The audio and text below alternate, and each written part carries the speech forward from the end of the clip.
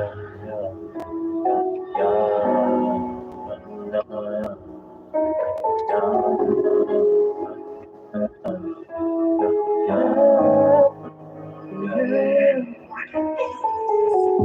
don't really like it when I get into the facts. Soon as I started talking, then they tell me to relax. So you want the answer, but you really scared to ask. You're trying to hide your sins, pick up for them on blast. Looking for your candle when you see a new flash. I don't want to see you burning up and turning into ash. Got you all distracted while you chasing all this cash. You gon' see me go the other way, 150 on the dash. Shut out the hot like King Griffey on the pad. Don't you underestimate him just cause he a lad. Make 5 stones, then I put him in a bag. From the sling to the bone, then I put him down bad. The enemy be looking like he really mad. Cause I'm looking like Mayweather dodging that jab. Got a new body and I got class. Like a brand new shotty when I shot that blast. Beat up people and we got class. And we got the kind of treasure you can buy with cash. I'm about to put it, you gon' get bashed. When you in the fast lane, better hit that gas. We about to pull up on you, we ain't about to crash. Try to run up on the candy like Hawkeye smash. Get up on the mic and ice fast. Make a hater spin around, got him looking like Taz. We the holy people and we got class. They don't wanna hear it, that we gotta fast. You're trying to see the future, but you gotta pass. Try to throw stones, but you're living in a house of glass. They try to play you like a song, but it ain't jazz. We the fishers of the men, we ain't fishing bass. Only one way in, you can't get a pass. Trying to see your face, but you hiding it behind a mask.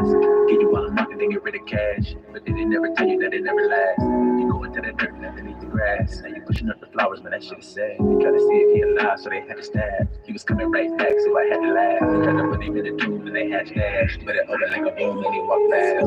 We the only people and we got class. And we got the kind of treasure you can buy with cash. I'm about to put it, you gon' get bashed. When you in the fast lane, better hit that gas. We about to pull up on you, we ain't about to crash. Try to run up on the candy like Hawkeye smash. Bring it up on the mic and ice fast. Make a hater spin around, got him looking like Taz.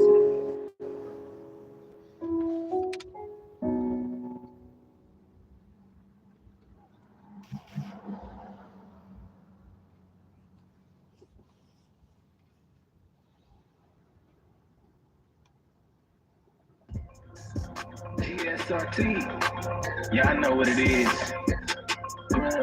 Y'all living with that vanity and sanity. Yeah.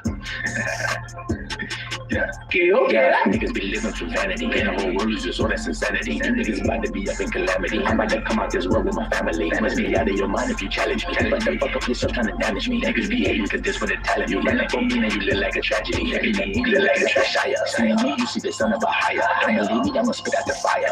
Then you burn cause you call me a liar. Came from the earth, no, I came from up higher. You be the truth, niggas wanna deny it. Even then, no, we ain't gon' retire. I'm living forever, I ain't gon' expire. I'm about to tighten up the grip like some tire. So be so hot like I came out the dryer. Niggas be GMO'd up like a lighter. Like my weed, you get rolled up with my lighter. Gas. Throwing that bitch on the fit like Marino. Then we gon' run that bitch back and stack it up like we casino. Niggas wanna hit me, but they can't hit the lingo. I'ma get this crown to the down like a dingo. I ain't got a ring on my finger like I'm single. Got a big bag like a nigga Chris Kringle. Peace, Brother Carlton in the building. Peace to you, my brother. Welcome to the live show. I'm a seagull. Bitch, put the camera through the needle. Yeah, put the picture for you niggas get the easel. We gon' pull up in the truck looking like a diesel. I ain't tryna fuck, I got the bumps like damn. I'm like, what the fuck, I getting bumped off needles. Shit looking really fucked up like Steve. Did I take a little bit of luck cause it's illegal? I'ma never trust cause the shit look evil. Now I live a life that's so unbelievable. I'd rather have it on me than I need it. How the fuck you gon' try to beat me? Beatable. Shop be trying to lead you, you unleadable. Niggas be trying to do shit that's unfeasible. Niggas be trying to tease me, I'm unteasable. Niggas been trying to need me when I was needable. Niggas be trying to creep me, I'm ungreetable. Why you bullshitting this Bible I'm reading? I'm teaching the Israelites like I'm new breed. I'm beating enemies like Apollo Creed. I'm putting my enemies down on their knees. Just give me a minute, yo, I gotta sneeze. I'm cutting them up with this strip that they bleed. I'm drinking this blood cause they gave it to me. I'm shining so bright cause it's easy to see. And I ain't right, you it's easy to be. And you niggas got that be evil disease. Y'all looking like rats, y'all be after the cheese. I'm looking flyer than bats and me. I'm sleep over there, you be that weedy. Versus all on my chest, but I'm tattoos. You attack me and I'm about to look like who get it. Now that you cover my head like a bean. You trying to cover yourself like who seen. The truth about to eat you up like you lazy. Living in fear make you look like a weed. I am well, my brother. I am blessed. I am glad. I am happy. I am loved. So I ain't got no complaints. Ain't got nothing to complain about when you know I am. You only got something to praise about.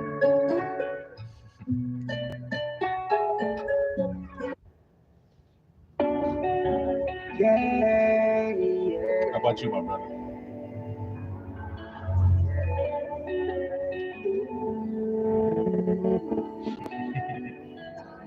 I see you doing the same. serious. Tell me maybe life is so mysterious.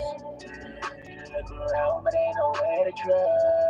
Tell you that they love you and they crazy love.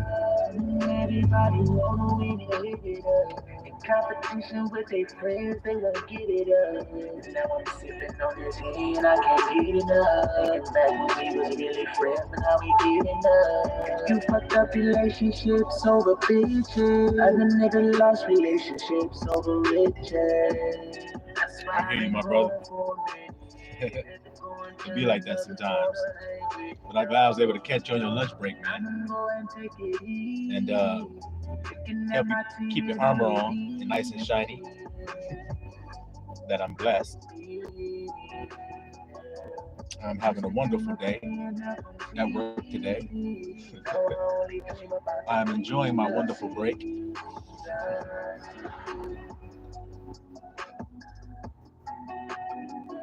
Living life like a hero. Why do I feel like a zero?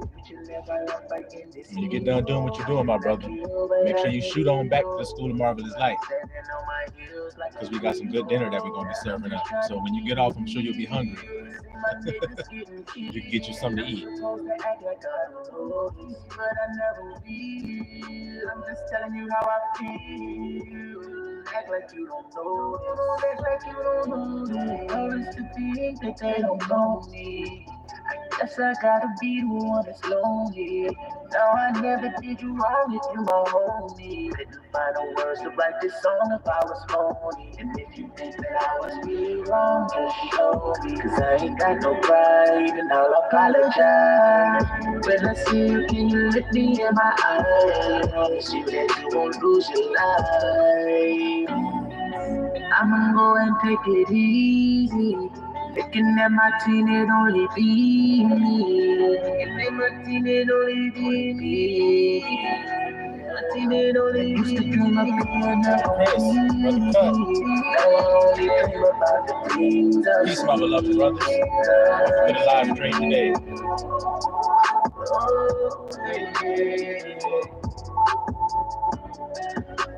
That's your jam, brother Cut. That's your jam, huh?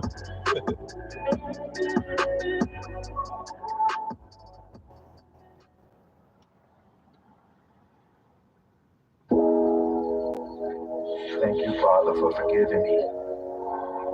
The wrong that I've done. I give my life up. We'll be getting started shortly, brothers. You know how we do. Live in me, Abba. May you increase in me, Father. And may I decrease. Let it be so. Walking my feet, don't walk by sight. These niggas gon' hate cause I walk with my light. These niggas be fit, they just talk like they mind. These niggas be fucking, but ain't got no bite. And if you don't know me, then don't start no strife. Don't know who you fucking with, might lose your life. Cause I ain't come to this bitch trying to be likeable. Sharpen my eye, I'm looking like Mike. Don't ask me no questions, can't take my reply. I'm lifting my blessings, you looking to die. I came in possession of my higher mind. I came in the flesh, they act like they blind. My people rejected me so many times, but I'm gonna reflect off a light that he shine. I'm shining so bright that I guess that I'm blind. I'm going right up until you left me behind. It's life with a breath, man. It's hard sometimes. So short, so quick. But you gotta remember. But yet, Choose love. everybody puts all their energy into it as if it's More easy forever. to choose that hate. It's Choose a love. vapor. Yeah. About to go back, no, I shouldn't go. My enemies trying to hit me back, but they a little low. Niggas trying to call me black and brown with a little gold. Niggas try to come back around when I let them go. They try to hide the facts, but I let them show. Try to stab a nigga in the back, it's a little folk. We be chilling in the back with the little folk. Laughing cause I'm rolling up a sack, take a little toe. And I ain't never even seen the sack of a little cold. You ain't living on the facts, what you living for? You just living on the facts of a little known. Whole family living in the shack and you live alone. Bitch spending 50 stacks on silicone. Got Balenciaga on the rack, but you still alone. Feel empty when you broke, but you still gone. Putting on the Fendi where you go, but you still a hoe. When a nigga make a song, what you feel it for? I guess I give it to you, give it back, like a give and toe. I be standing on my 10 toes like a tippy toe. But you niggas panic on the water in the drippy boat. Yeah, you niggas fake sweet like a sweet and low. I'ma keep it snapping even if you tryna be low. Make when I'm riding up the block like Debo. Pick when I'm talking to the block like Shiloh. Talking shit, you about to get blocked like the ego. Try to get me about to get shocked like Bebo. Riding on the wave like a line like Nemo. Getting in my way, you looking a lot like evil. Cook 'em up in a pot like a kilo. Why you niggas mad about a shot with a needle? When niggas dying on the block from a needle. Same thing, giving you a shot, but it's legal. Trying to get the signs to the people. Big blood down, falling down to a steeple. Better living lives, be lies, they sheeple. I'm gonna put a trigger with my eye to the people. Yeah, I'm gonna put the key through the keyhole. Open up the door, then I'm walking through the sheeple. Still waters by the trees where the sheep go. Niggas be offended like a fire where the heat go. Thank you, my brother James. What a vapor, man. That a man is nothing. What is a man? What you gonna do with that breath? Just but a vapor. That you make This but a breath.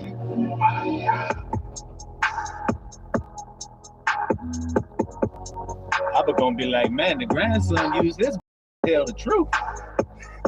That's what he used that vapor for. What you use your vapor for? I'm scared. I don't know what to do. Oh, help me, somebody. What did you use your vapor for? I am safe. I am secure. I am well. I am a genius. That's how I use my vapor.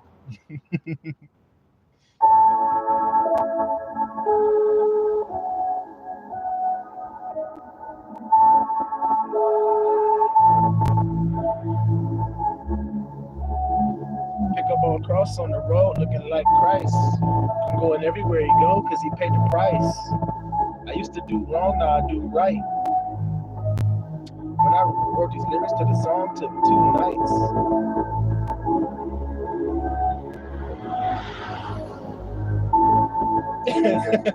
This is thriller. Shit, that's what they using their vapor for. This is thriller. Pick up my cross on the road, looking like Christ. Showing everywhere he go, cause he paid the price. Yeah, I used to do wrong, now I do right. When I wrote these lyrics to my song, took 2 nights. I was about to strike out, I had 2 strikes. Niggas had it right now with me, I had 2 strikes. I came down, I went up, that's 2 flights. Lyric came down in my cup like 2 spikes. Drink it up, like 2 sprites. Now these niggas looking at me like I'm too bright. I was trying to cut my circulation, it was too tight. You end up in the tribulation, it ain't too nice. Big cat got you running like 2 mice. These snake guys, we gon' roll like 2 dice. Niggas drink away their life like shoe nice. Everybody tryna be a rapper like Pooh Shiesty. I be one of a kind, it ain't too like me. Listen to my rhymes, you get a new psyche. Dressed to the nines in the blue Nikes. I'ma live them every time that they don't like me. I'm a brother, but it shines, so I shine brightly. Niggas trying to take my life and he ain't take it lightly. Stop the summers on the head when he try to bite me. I'm a garment so white, I'ma keep it tidy. Why you niggas wanna hate, cause I'm an Israelite. Get my phone, you underneath the ground looking lizard-like. Got a flow so cold, he blizzard-like. I'ma keep it stepping till I know I get a picture right. I blow weed, I could never be the liquor type. You saw me and thought you dealing with a nigga, right? Put your finger on the trigger, right? If you really hit me, it's gonna only make me bigger, right?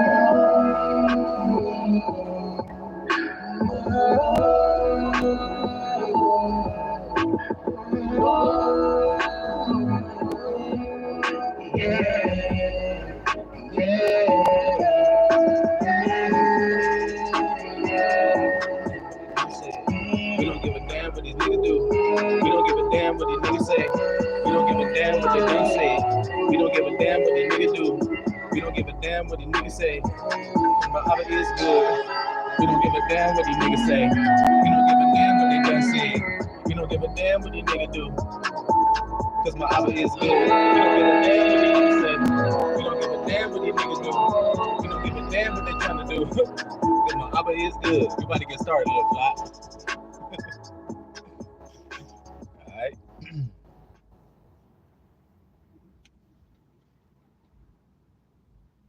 All right, you're about to get started here, Little Flock. Now, what were we talking about on the last live stream, Little Flock? That we were coming from the belly, doing our work that we had to do there, coming from Jericho, traveling up to the next point, to the next location, which is what, Little Flock? Make sure we all on the same page before we get started. You know how we do.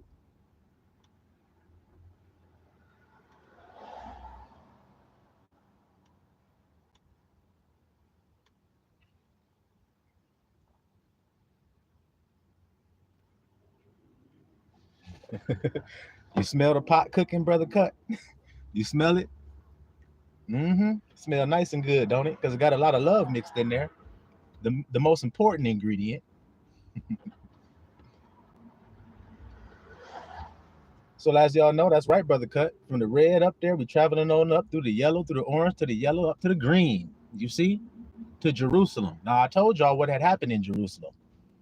The original inhabitants there got kicked up out of there. Do y'all understand what that means? Before I continue? Jerusalem lay desolate because the original inhabitants were kicked out. Y'all should know this very well. God scattered the original inhabitants of Jerusalem to the four corners of the earth, and they've been scattered there. Abba said he would regather them, and he's doing it now. You see it? But something had to take place before they could be regathered. A change had to take place first.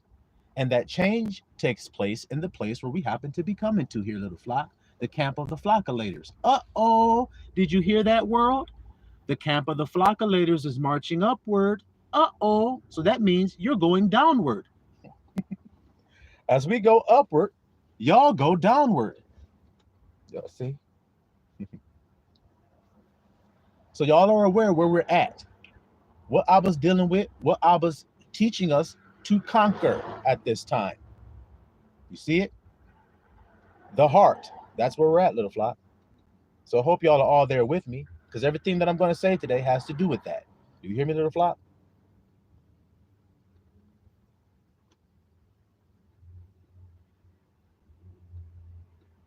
All right. Now, before I continue,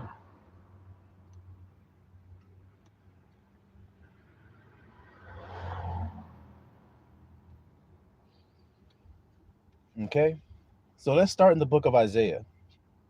Isaiah chapter 29, little flock. We're going to start there.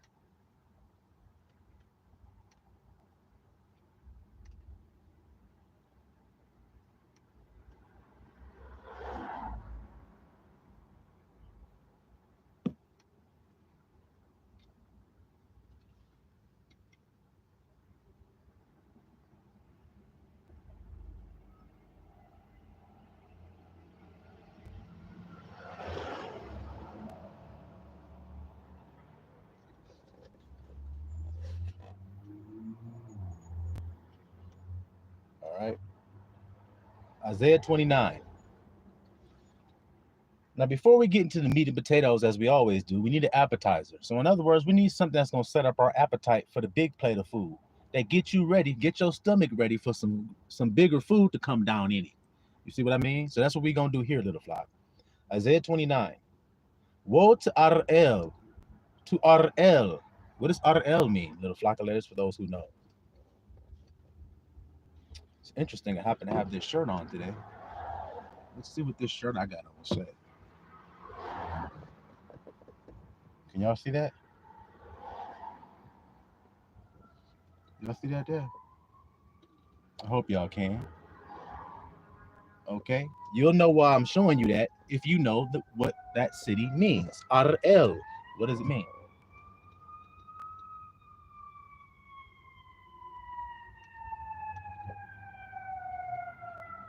That's right, Brother Cut. Lion power. Now, that's an interesting way of putting it, Brother Cut. What is lion power? I ask you guys that. What is lion's power? What is his power that he has? Interesting. Since you put it that way, Brother Cut, we might as well expound on that a little bit. Ar-el, ar, lion, el, power. So, lion power. Ar-el. He says, woe unto Ar-el. Uh-oh, woe unto lion power. Oh, shit. Why? What is the power of a lion, little flock, before we move on forward? Brother Cut says dominion, hierarchy. Okay, that's one way of looking at it. He's considered the king of the jungle, even though he don't live in no jungle. But that's just a phrase that people have put on the lion. The king of the jungle, the king of the animal kingdom. You see that? How did he get this reputation? What is it about him that makes people feel that way about him?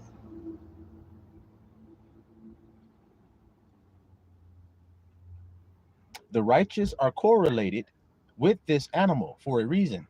And once you know the reason, then you know the lion power. You see? Unfuckwittable. Yep, that's for sure. Something about him that makes him that way. Something about that lion that makes him that way. But hopefully it'll come out more as we go throughout this message more and more, little flock. Okay? Woe to Ar'el, Ar'el, the city where beloved dwelt. So beloved dwelt in a city called lion power. You hear that, little flock? Add you year to year, let them kill sacrifices, yet I will distress Ar'el, and there shall be heaviness and sorrow, and it shall be unto me as Ar'el. See that little flock of letters? And I will camp against thee round about. Uh-oh. Yeah, just like this shit. Uh-oh, I be coming to camp around round about. Oh, shit, call the ambulance. He needs some milk. Oh, shit. You hear me, little flock? And I will encamp around thee round about, and will lay siege against thee with a mount, and I will raise forts against thee. Thou shalt be brought down, and shall speak out of the ground. Wow. And thy speech shall be low out of the dust, and thy voice shall be as one that hath a familiar spirit out of the ground, and thy speech shall whisper out of the field, out of the dust. Moreover, the multitude of thy strangers shall be like small dust, and the multitude of the terrible ones shall be as chaff that passes away. Yeah, it shall be at an instant suddenly. Thou shalt be visited of I am of armies, with thunder, earthquake, great noise, storm, tempest, flame of the devouring fire. So did you hear that, little flock? Abba gonna camp around. He's saying, woe unto you. He's saying destruction coming. I'm about to camp against you. He said, what else did he say here? Thunder, earthquake, great noise, storm, tempest, flame, devouring fire, and all of that. Those who are living in the end times expect to have these things come upon them. They don't know when it's coming. They just know it will. Well, just like it already happened to Ar'el. It already happened. So for people to think that it won't happen or it won't be sudden, you're just fooling yourself. You're just in your pride. You see, which is something that needs to be rooted out of a man's heart to make him acceptable to the Father, correct? I'd say so. There's a word Abba says that is synonymous with proud, and it has to do with your heart. Maybe you can figure it out before we get into it. So you're going to be visited, but ain't going to be no good visitation, is it? No. And the multitude of all the nations that fight against Ar'el, even all that fight against her and her munition and that distress her, shall be as a dream of a night vision. It shall be as when a hungry man dreameth, and behold, he eateth, but he waketh, and his soul is empty. You ever had a dream like that, little flock? You swear that what you're doing in the dream, you're actually doing it. You can feel the shit and everything. You're like, yeah, girl. Keep on rubbing right there. Yeah, keep on going. Don't you stop. What the hell? You wake up and shit. Hope nobody heard me talking and shit. Yeah, they heard your ass, freaking ass Nick. They heard your ass, you freak. Talking about rubbing, girl. Don't stop. Yeah, we heard you. But it really wasn't happening. You just thought it was. That's what Abba saying is going on here. You see it? So he says, or when a thirsty man dreameth, and behold, he drinketh. So that nigga, in his dream he is. But he awaketh, and behold, he is faint, and his soul hath appetite. He thirsty as hell. So shall the multitude of all the nations be that fight against Mount Zion. You hear that, little flock? He said, if you fight against Jerusalem, you're gonna get jacked. If you fight against Zion, you're gonna get jacked. But there's a lot of people that have fought against these two places. Now, you need to know what these two places are and what they represent so that you know it's actually being fought against, because it ain't no landmass on the earth. Newsflash, it's not talking about land masses on the earth. So can somebody fill us in on what Abba means when he says Jerusalem and Zion? And the people are trying to fight against Jerusalem and Zion, but they're not going to prevail. They fought in vain. But they're trying to fight. So what is Abba saying? Because he also said salvation would be found in those two cities, nowhere else, Zion, Jerusalem, because these two are one. That's what we're here to do, to make sure that this bride is prepared for her husband. That heart that you have is prepared for the right thought that Christ is going to give you. Y'all hear me today, little flock? Let me confirm real quick that y'all with me before I continue here.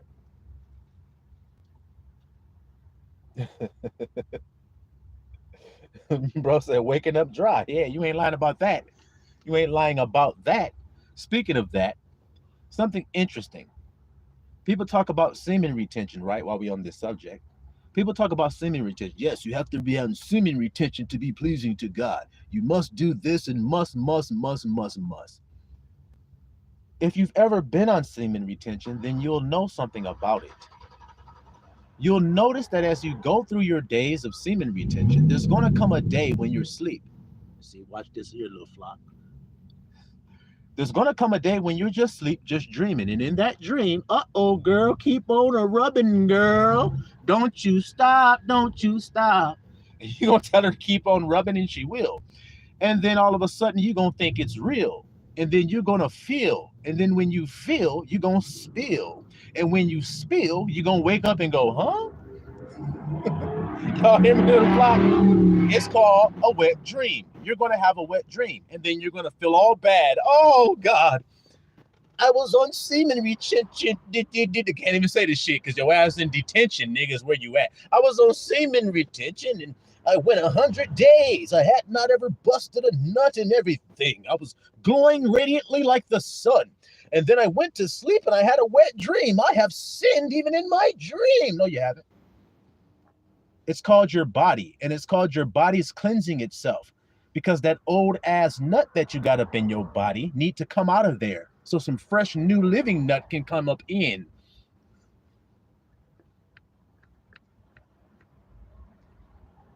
That's what happens when you're in the flesh body. It's going to do what it does, and what it does is sin.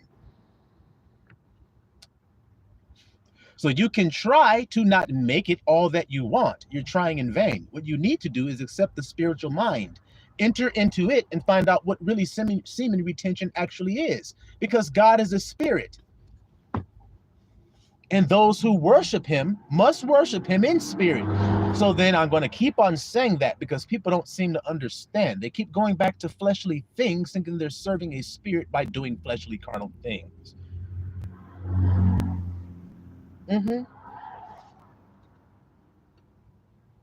That's right, Brother Christopher. Oh, my hard work was in vain. See how it's proving to you the vanity of what you were doing? But men can't see it. They just wash their damn hand and penis and everything and draws all out and everything, and they go right back 100 more days. This time I ain't letting succubi get me while I'm in my dream. I'm not gonna let it happen, damn it. I'm fighting tooth and nail here, damn it. Do you not know when Christ said, don't cast your pearls before swine? That's what he was talking about when he was talking about semen retention. Have you ever heard of a pearl necklace? So don't cast your pearls before swine. Don't give a swine a pearl necklace. That's disgusting. Why would you do that? It's gross. I know there are some people out in the world that will do it. I'll give you guys an example just to prove I ain't bullshitting around about how nasty people can get. My brother-in-law, who's passed now, he worked at a place called Thornapple Valley. And if you know about Thornapple Valley, then you know they make ham and lunch meat and all kind of shit like that, sausages and stuff. Well, in order to make all that ham and everything, you need a piglet, don't you? You need a pig. Well, he worked in the factory where the pigs would come in and they would slaughter the pigs and everything. And he mentioned a few times to me that while he was at work, he noticed something strange going on in the corners and in the dark shadows of the place that he worked at. And do you know what was going on, guys? Do I have to tell you what was going on? There was some pearl necklaces being given to some piglets. And that ain't all that was being given as well. And that facility got shut down, and it got shut down for the very reasons that my brother-in-law had described to me. Men couldn't control themselves. See that tail of the flock? I'm just being honest. Brother Vaughn in the building. What up, my bro? Peace, peace, peace. You probably stepped in here like, what the hell the grandson talking about? Pearl necklaces on a pig. What the hell? Maybe I didn't come to the school of marvelous light. Sheesh. No, yes, you did. You did. You came to the right place. Okay. So let's continue here, little flock. We see that the city of God is in distress. It's woe unto him. He's surrounded. Okay. Remember, I told you it's synonymous with a place in your body. This city we're reading about. Now let's keep reading about it. Verse 8. It shall be, in case you're wondering, Brother Vaughn, you just stepped in. Isaiah chapter 29, verse 8. And it shall be even as when a hungry man dreameth. Y'all heard that part, right? Okay. Verse 9, stay yourselves and wonder, cry ye out and cry. They are drunken, but not with wine. They stagger, but not with strong drink. See how the Father keeps trying to bring you to a spiritual understanding? Because watch how simple this is to break this down. I've broken it down before, but I'll continue to for those who still are on the fence or still struggling a little bit. If I tell a man, be not drunken, what will his carnal mind tell him? I'll ask you guys. If I tell you to don't be drunk, what you gonna think I mean?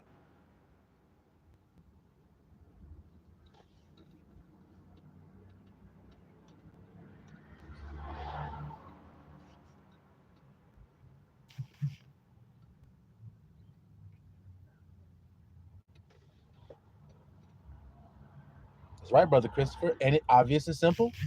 Okay, grandson's telling me don't be at the bar popping bottles no more. Damn, that was so fun to do that. I used to like getting blitzed and plastered.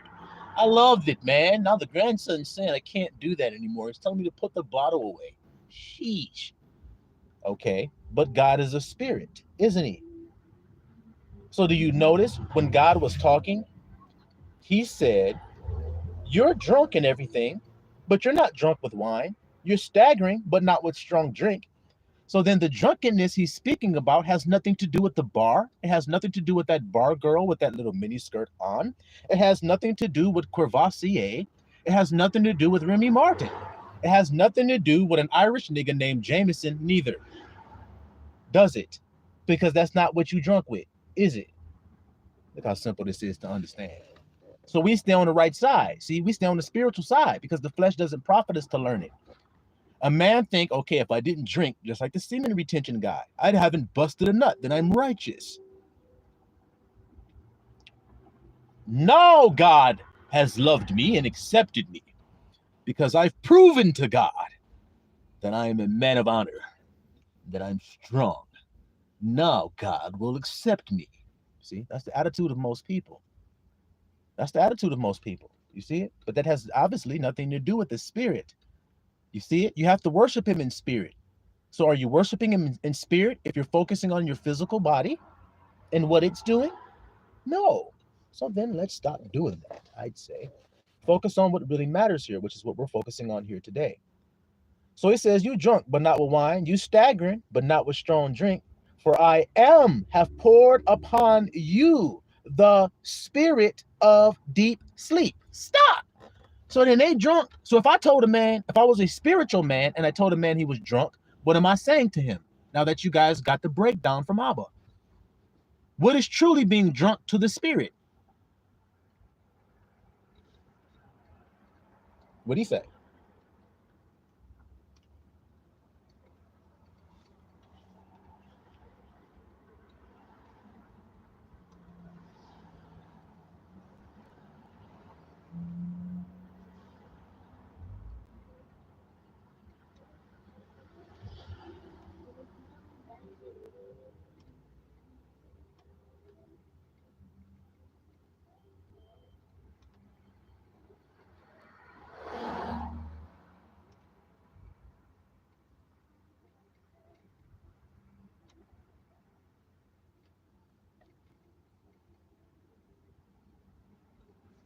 Okay, don't be double-minded. Be steadfast in your convictions and in your testimonies.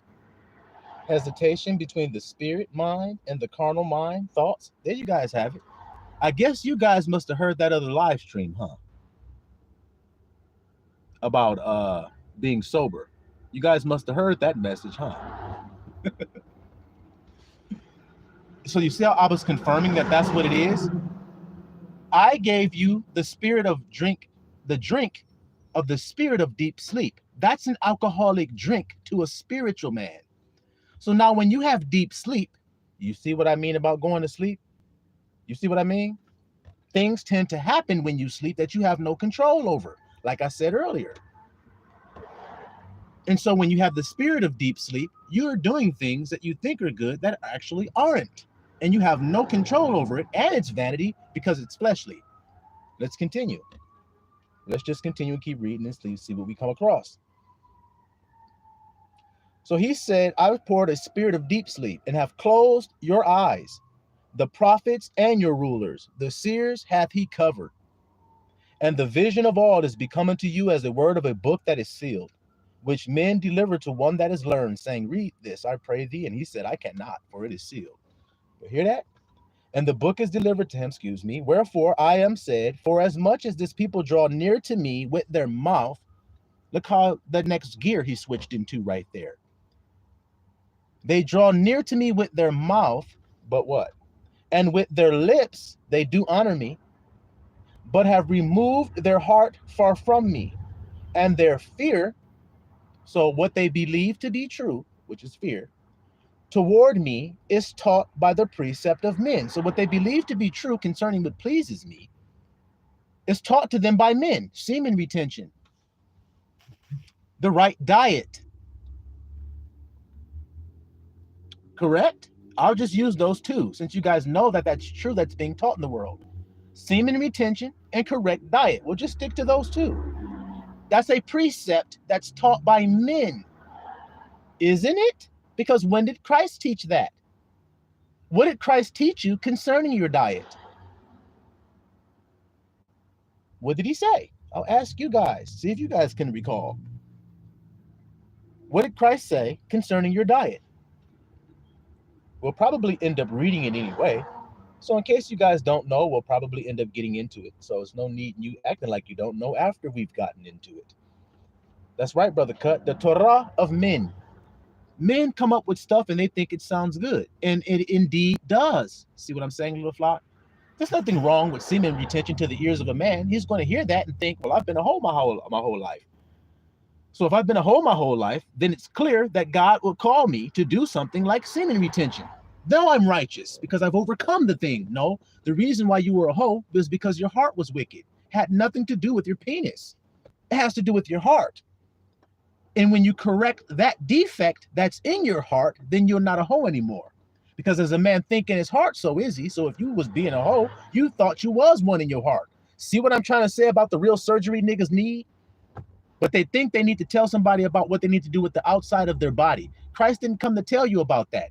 He came to prove that what they were doing, which was that, was wrong.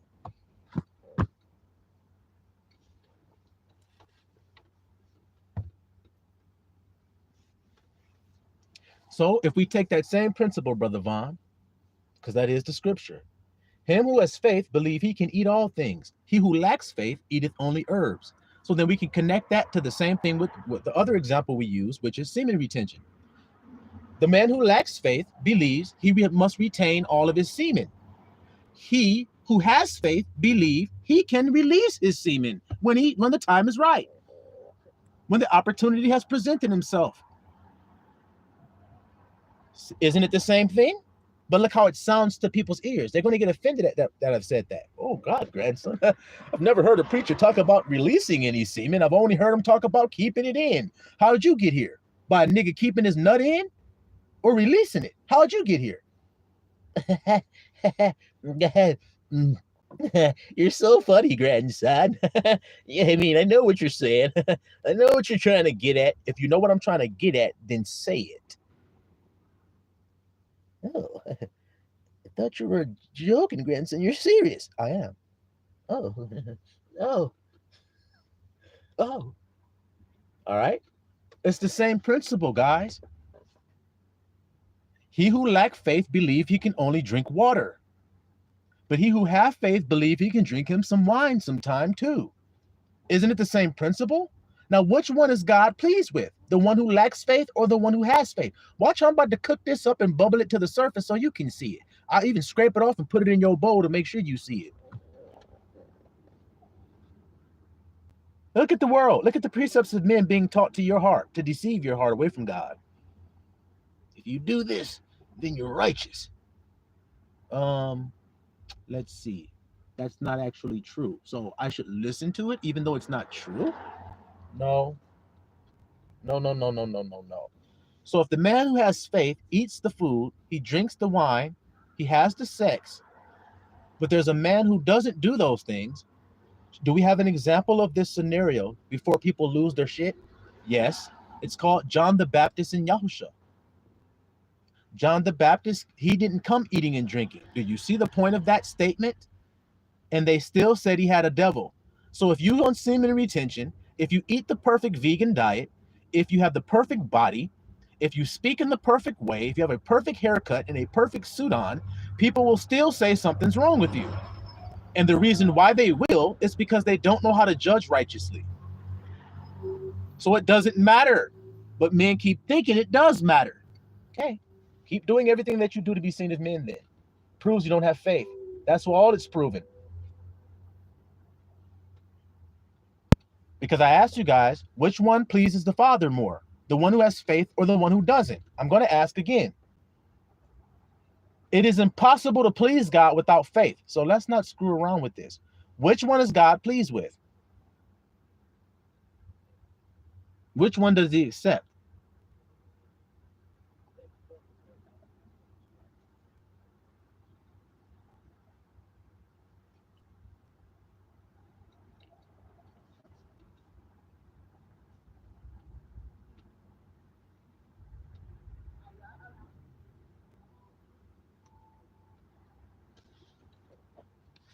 If the Son of Man comes, what will he be looking for?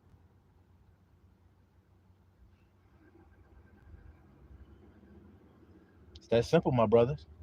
The faithful one is the one that pleases God. It is the one the Son of Man is looking for. The faithful one. Now we have just discovered that the faithful one eats all things. He drinks like Christ did. He was called a wine bibber, so we know he was drinking wine. So then therefore there's no need in playing of games, because the Son of Man came eating and drinking. See, faithfully. He came eating and drinking, and they said, behold, a gluttonous man, a wine bibber. Do you see what I'm saying to you, little flock? Do you see what I'm saying? Now, one is greater than the other one. I told you guys which one is greater, but I'll let Christ tell you even further. I'll let John the Baptist actually tell you even further, since he's the example that I used. He didn't come eating and drinking. And he said, he who comes after me is greater than me. So the nigga that busts a nut righteously, let's get it, not get it twisted, guys. But the one who busts a nut versus the one who is on semen retention, God actually loves the one that busts. And the one that's on retention, God will return his head from him. And you guys don't seem to hear that, because y'all keep thinking that's good information out there in the world you keep hearing. But I've proven to you that it's faithlessness to do that. Isn't it?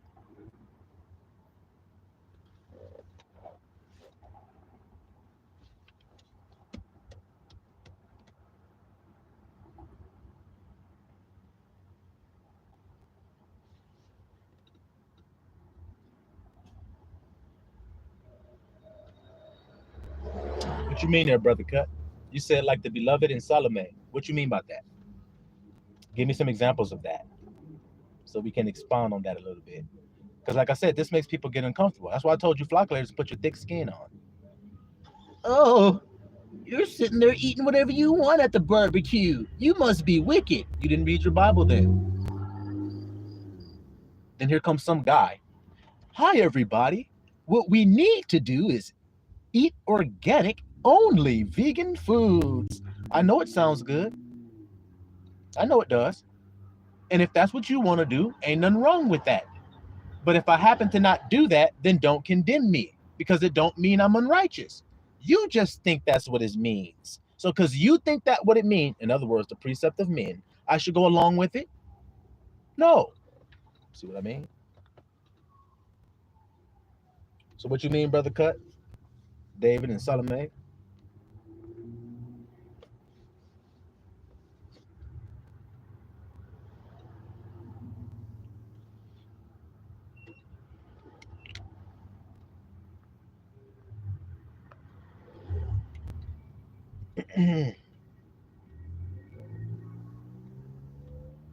All right, let's get back to these scripts real quick. Verse 14. Therefore, behold, I will proceed to do a marvelous work among this people. So you heard everything that was going on. The people wasn't hearkening to God with their hearts. It was only honoring him with their lips, with their mouth, but their hearts were far from him. You see that there? So he says, I'm going to do a marvelous work among this people. You hear me, that little flap? Let's go back to what Brother Cut said. He says they knew of the grace they were given. That's right. They knew of the what, little flock? The brother Cut just enlightened us with here. David, Solomon, they knew of the grace God had given. You see it? They knew the truth concerning righteousness, that is. And so they did things that men thought were unlawful. They also did things that they were supposed to be put to death according to the law for doing it. But yet they received grace every time. Did they or didn't they? That's the question. How many times did David receive grace? When he should have died for what he did. He said out of his own mouth, that man deserves to die. And that man was him. So then there's no need in playing around with it. He got grace then, didn't he? So because he knew of that fact, then he lived like it. He ate the showbread when it was unlawful for him to do so, the Bible says. He ate it anyway. He also went and inquired with an ephod on as a high priest. So then, guys, do you hear what I'm saying today? Hope you do. That's right, Brother Cut. Eating the bread from the temple. That was not lawful for him to do that. He was supposed to be put to death for that. Was he? No. No. Because there's another priesthood that comes out of Judah, isn't there? There's a better priesthood that I keep telling you guys about. And I'm part of that priesthood. So what do you think I'd preach? Now, let's just be honest here, guys. If I am of the order that I say I am of, then what would I preach? Would I preach the message of eat only herbs, in other words, the one who lacks faith? Or would I preach the message of faith, which is eat all things? In moderation, be a balanced man. Do not be over righteous or over wicked, but be balanced. What do I teach? The preacher, what does he teach? So then it ain't no discrepancy about it. See what I'm trying to say? You see what I'm trying to say, little flock of ladies? All right. So let's get back to the word.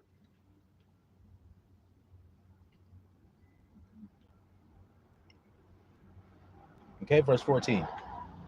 Therefore, behold, I will proceed to do a marvelous work among this people, even a marvelous work and a wonder. For the wisdom of their wise men shall perish, and the understanding of their prudent men shall be hid. Woe unto them that seek deep to hide their counsel from I am, and their works are in the dark, and they say, who sees us? And who knows us? See what I'm saying, little flock? I was talking about this in the last live stream. People do things in the dark, they think nobody sees them, but that's actually the place that Abba sees, in secret. Isn't that what we read? So when you go hide things in secret, you're going to go hide things in front of God. You see me? But people still think they can get away. So then they don't believe God. So then they're faithless and perverse. Hear what I'm saying? Let's keep going. He says, surely your turning of things upside down shall be esteemed as the potter's clay.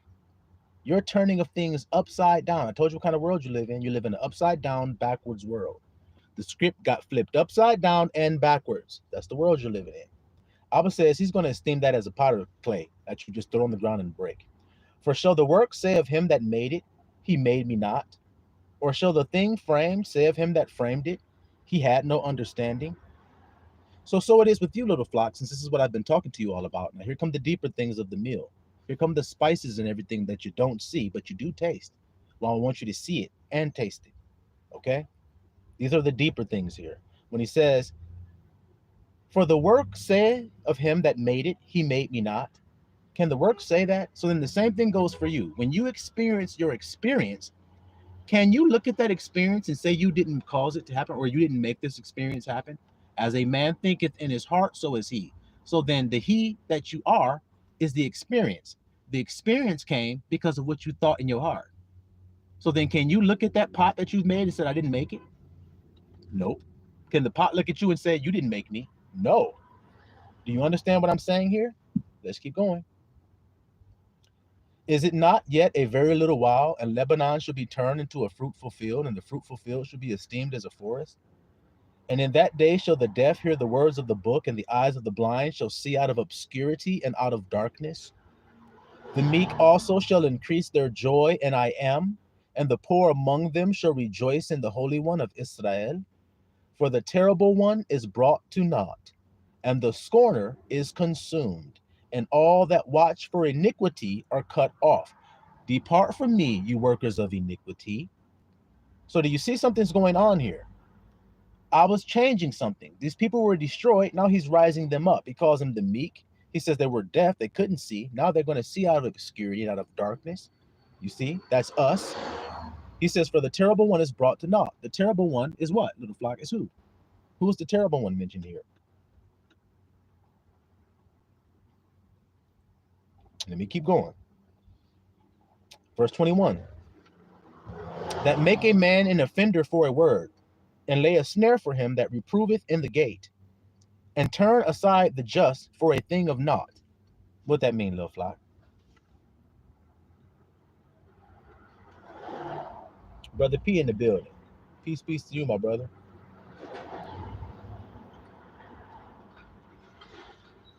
So what does it mean when he says they lay a snare for him that reproveth in the gate? What does that mean?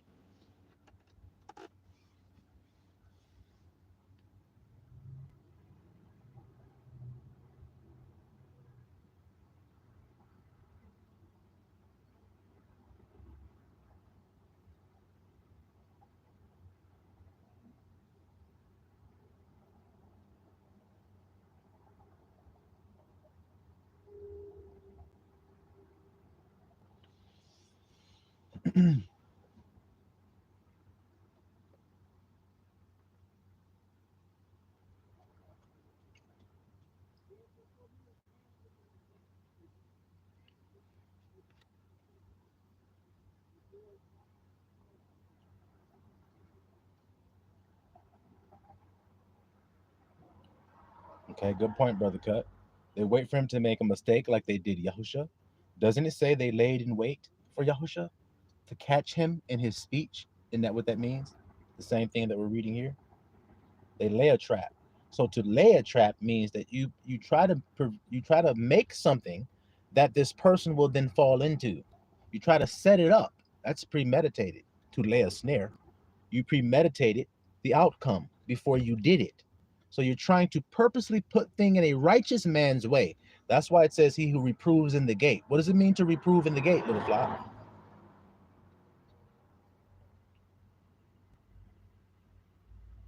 That's right, Brother Chris. The spiritual mind that righteously guards against the wrong thoughts.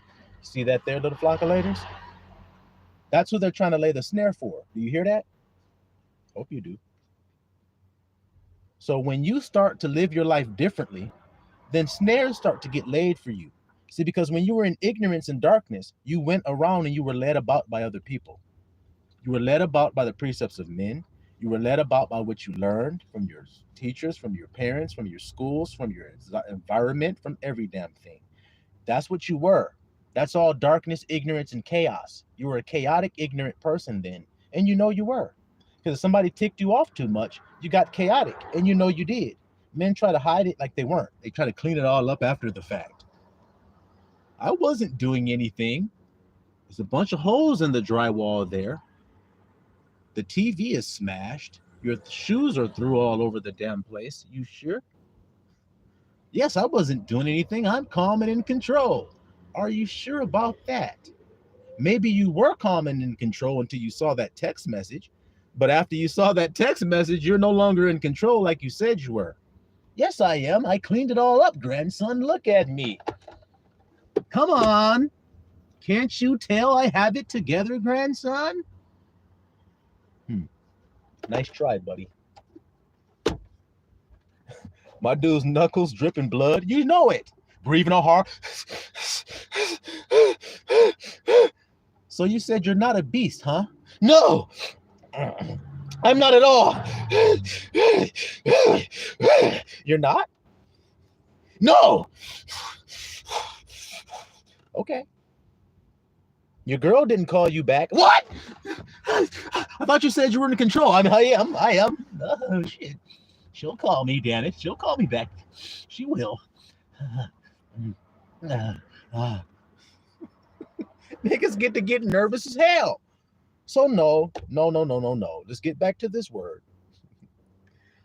So they lay a snare for him that reprove in the gate, and they turn aside the just for a thing of naught. They turn aside the just for a thing of naught. Hey, come look at this. What you got? As soon as you said what you got, You turned away for a thing of naught. I got some marbles in my hand, grandson. Aren't they beautiful? Marbles, nigga. Not marbles? Oh man, those are so awesome. Do you think I could probably have one? Well, yeah, but you got to give me this in exchange for my marbles. Oh shit.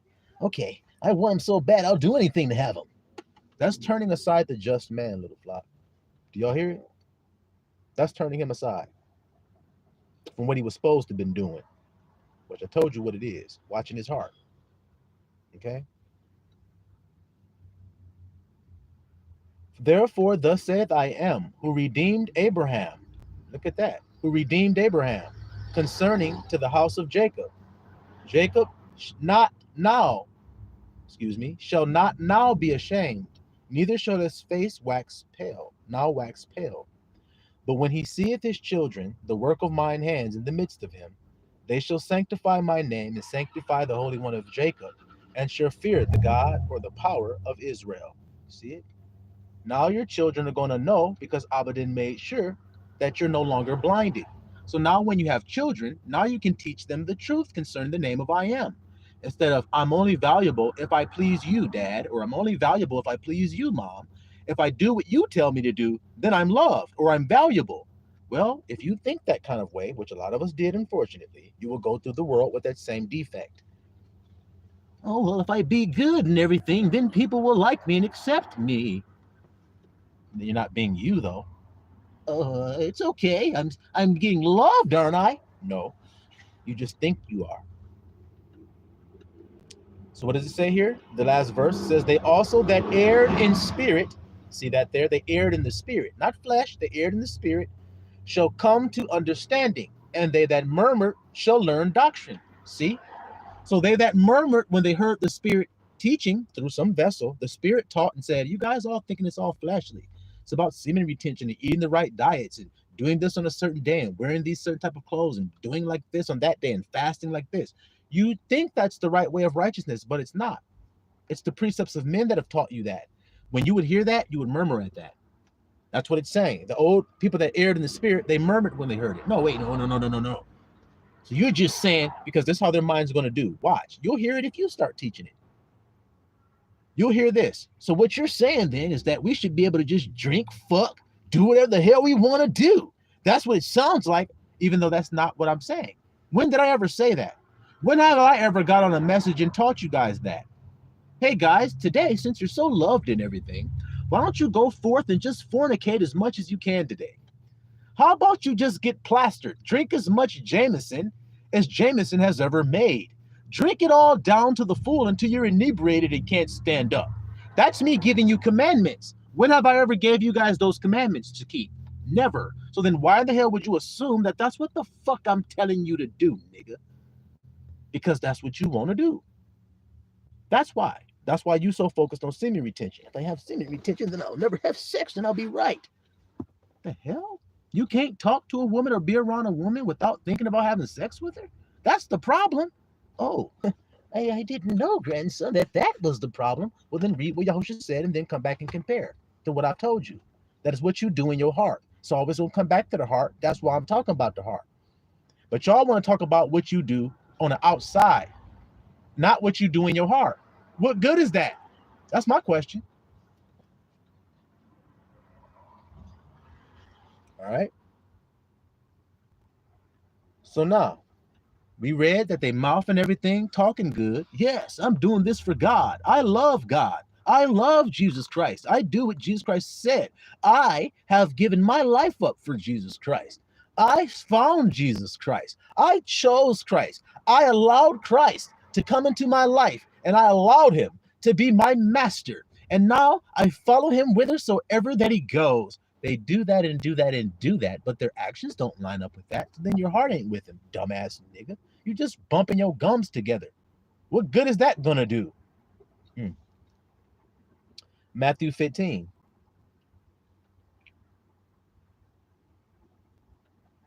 That's right, Brother P.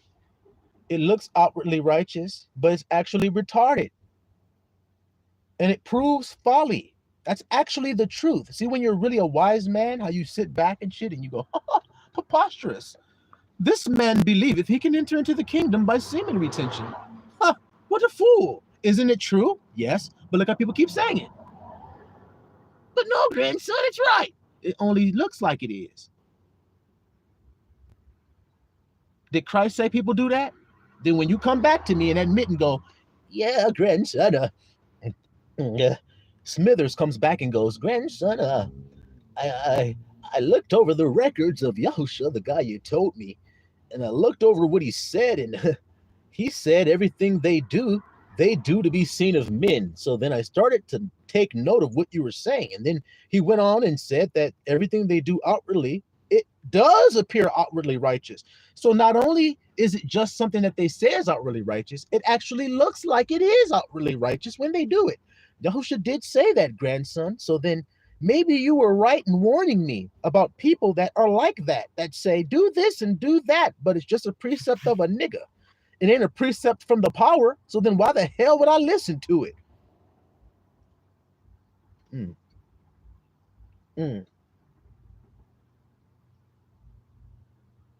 Yes, Brother P, that's true. I didn't nut today. Day 3,528. God loves me. Now God accepts me. All right.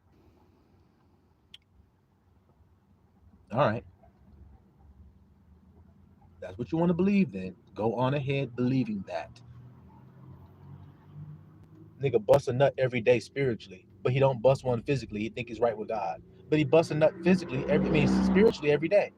I told you, you just have to know what busting a nut mean. I know what it mean. Do you? Matthew 15, little flock. Watch this. Verse 1. Then came Yahusha, the guy we were just talking about. Let's see what happened when he came. Then came Yahusha, scribes and Pharisees. So let's see when they came is what I meant to say. When the scribes and Pharisees came to Yahusha. Let's see. Now the scribes and Pharisees, are they the faithful who eat all things, or are they the faithless who only eat herbs? In other words, who are very strict. Which one are the scribes and the Pharisees? Okay, let's keep reading. Watch what they ask Yahusha. Why do your disciples, so the people you're teaching, we've noticed that they've done something different. Watch. Why do they transgress the tradition of the elders? So if it's a tradition and it's of the elders, elder means old and ancient. So this is an old ass ancient tradition that has been going on for a long time. When Yahusha comes, his disciples are not doing it. So do you guys notice that there? They're not keeping up and upholding any traditions. So then what happens here? Let's see. For they wash not their hands when they eat bread. Hey man, what's up with this? They ain't washing their hands when they eat bread. Now I'll ask you guys a question. If you had somebody over for dinner and they sat down at and they were going to sit down at your dinner table to eat with you, if they came to you and said, oh, excuse me, where's the bathroom? I would like to wash my hands first before we eat. What would you think about that person? That they're a slob? Would you think they're classless? Would you think they're some type of low-life peasant because they asked you where the sink was so they could wash their hands? Is that what you think of them? What would you think of them? I'll wait and let you guys answer.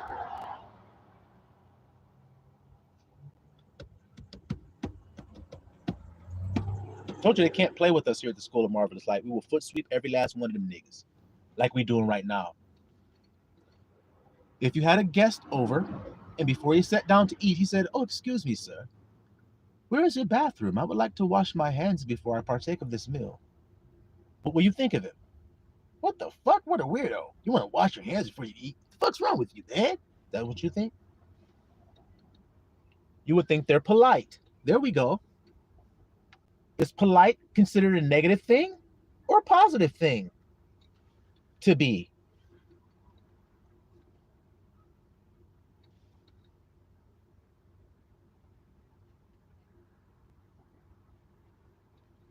Somebody in here said, my other account, I guess that's their name, says, how did you come to the faith? I was brought to it. I didn't come to it. I was chosen.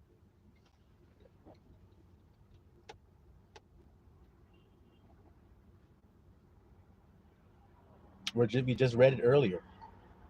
The people were blinded. God blinded them. And then he will select some out that he would give sight to. We just read it.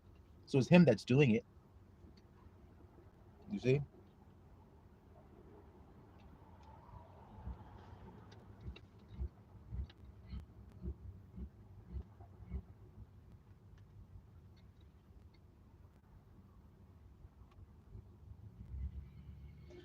How was I brought to it? The truth revealed itself to me, and the truth made me free from every single lie. So I no longer live in lies anymore.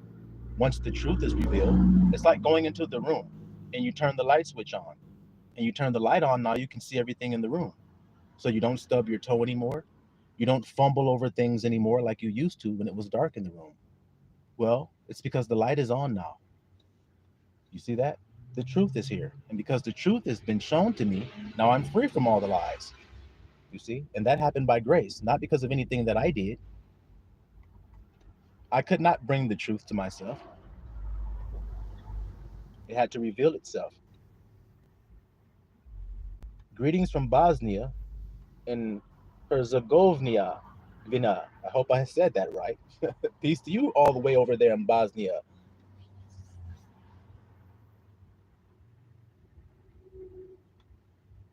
What happened with you? What is your own testimony? For the sake of time, I'll go ahead and share a bit of it with you if you're willing to hear it, my other account. I was sitting in a room, I've shared this before. I was sitting in a room, and while in the midst of that room, I cried about my life. I cried about my wrongdoings. I knew that the things in my life that I had done thus far were wrong, and that the fruit I have bore was not good fruit in my life. I knew that when I decided and I went with my own understanding about what was true, what was good, I knew that the fruit that I had received in exchange was not healthy fruit, it was death. And so, because of that death that I had borne in my life, I cried about it. I fell down on my face and I cried about it. And as I stated, grace was then given to me, and the truth was then revealed to me because of my admission that I had not the truth. I did not know it, but I needed to know it. And so, by that admission, I received, by grace, the truth.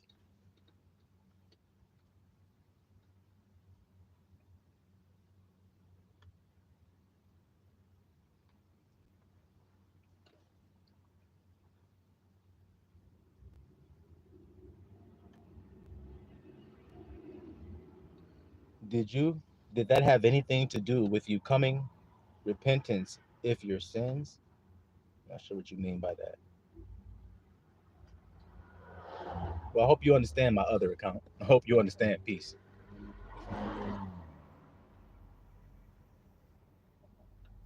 Brother P says it's destiny. It has nothing to do with anything he or anyone else has done.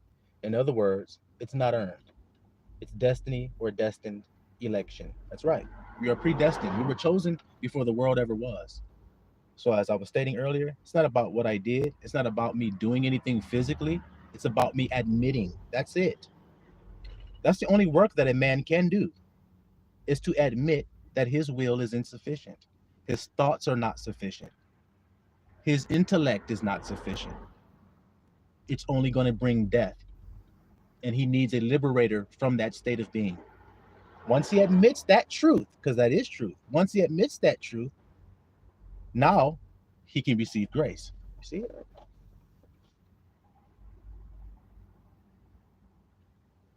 Brother Chris says, he walked the path everyone tries to avoid in their own heart.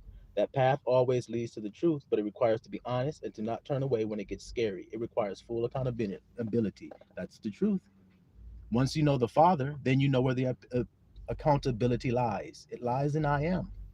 My choice each day is to decide how I will take that name, since it's the Father's name. Now, when you look back at your life previously, you'll realize you took the Father's name in vain.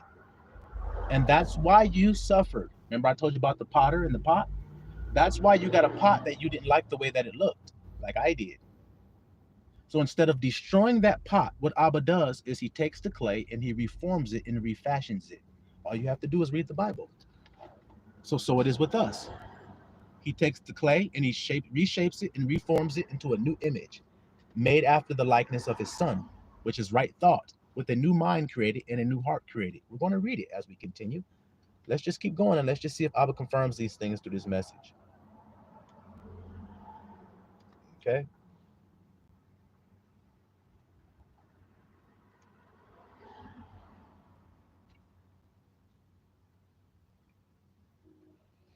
So now the scribes and the Pharisees, they come to Yahusha and they say, your disciples are not washing their hands when they eat bread. But he answered and said unto them, why do you also transgress the commandment of power? You see how he said they didn't transgress the traditions of the elders? He said, but you guys are actually transgressing the commandments of power. How so? By your tradition. Look at that, little flock. So it's the same thing the grandson is saying. When people come to you with this tradition of men, wash your hands is a physical act, isn't it? It's a physical act that seemingly makes you look righteous, polite, courteous, and everything else we said. It seemingly makes you that way, but does it? Can a murderer come into your house, eat dinner at your table, wash his hands first, and still kill your family? Even though you thought when he said, where's your sink so I can wash my hands first? You thought he was polite, but the nigga was a nothing but a damn murderous ass damn killer. But because you washed his hands, he fooled you. So do you see how that's not actually righteousness, but it looks like it is? But it's actually profitless? It didn't help that nigga not kill your family, did it? Do y'all understand what Yahushua come to bring? And that's why this chapter and verses are put here. Y'all understand that? Let's continue. Let's continue. He said, you transgress the commandments of power by your tradition. For power commanded, saying, honor your father and your mother. And he that curses his father or his mother, let him die the death. But you say, whosoever shall say to his father or his mother, it is a gift by whatsoever thou mightest be profited by me, and honor not his father or his mother, he shall be free. Thus have you made the commandment of power of none effect by your tradition. So when you introduce a tradition that seems righteous to men, then what you're actually doing is making the commandment of power none effect. The guy is not even focused on the commandments of power because he's listening to you talk about what he should eat, talking about what he should drink, talking about what he should wash, what he should wear. But then I've already asked you guys, the master said, what about wearing? What did he say about what you wear?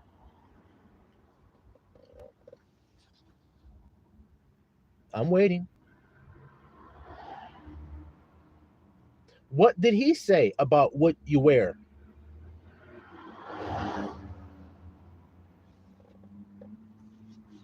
I'm waiting.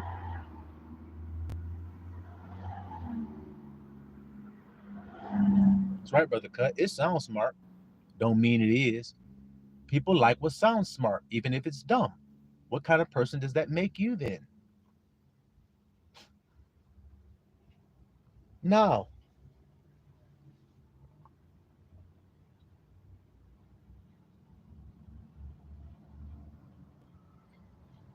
that's what he said, Brother Vaughn. Take no thought of what you shall put on. Isn't it what he said? So then if a nigga starts telling you about thoughts about what you shall put on, then what in the hell is he doing?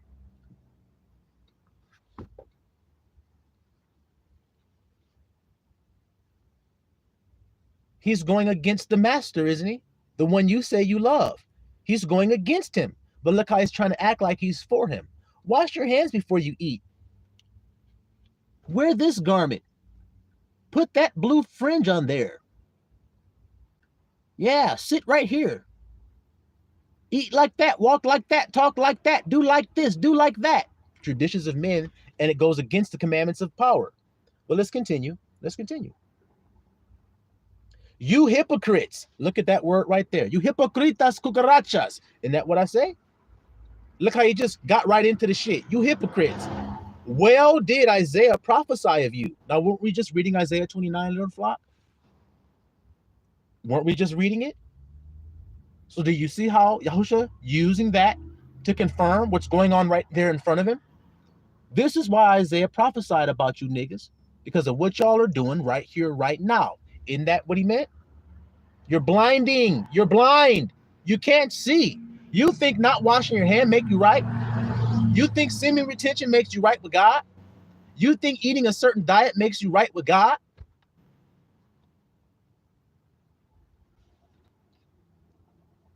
Watch.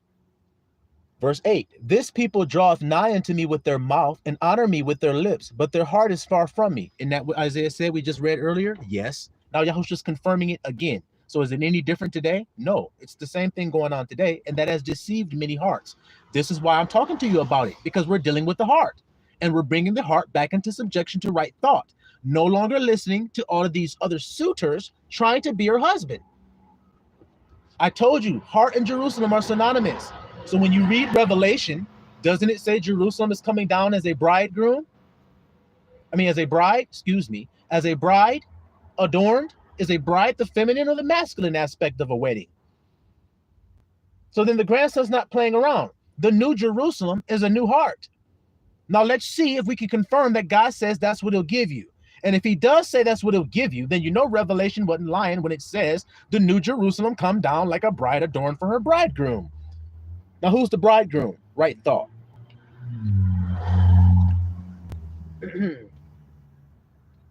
Continue. Let's watch and let's see. Verse 9. What kind of worship are they giving God? But in vain they do worship me. Look at there. In vain. Told y'all, little flock. But in vain they do worship me. You hear that? The scribes and Pharisees is who he's talking to. So in vain you guys worship me, you hypocrites. You see it? What else does he say?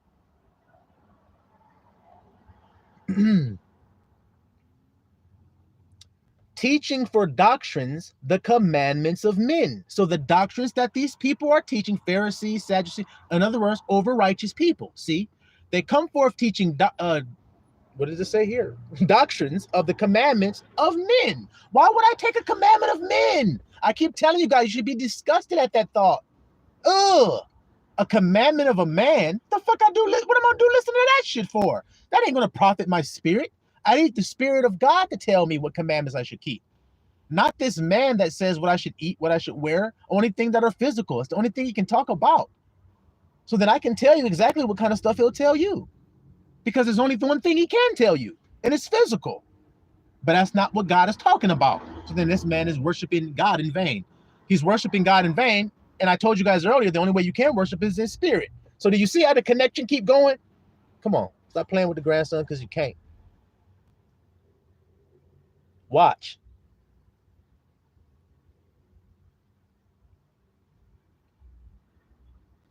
And he called the multitude and said unto them, hear and understand. Not that which goes into the mouth defiles a man. So if it goes in your mouth, where did it come from? Answer that before we continue. If it's going inside your mouth, where did it come from to go in? That's my question.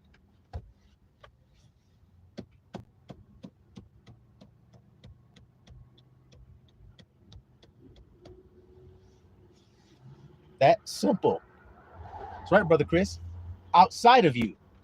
So do you see how the connections of what I'm telling you guys? If they're talking to you about outside of your body, then they're telling you vanity. That's a commandment of men then. Because all men are concerned with is outward appearance, correct? I'm tearing that shit down right now. I'm not giving you a choice. Nobody listening to me can ever go back to the world, listen to that bullshit ass doctrine of commandments of men, and believe it anymore. See how that's working? Watch. Let's keep going, little flock, and let's see how they feel about this as well. He says, but that which cometh out of the mouth. So the thing that came out of the man's mouth, where did that come from? We found out where the thing that's going in his mouth came from, but what about what came out his mouth? Where did that come from? Watch this here, little flock. Y'all can't fuck with this. I keep telling you.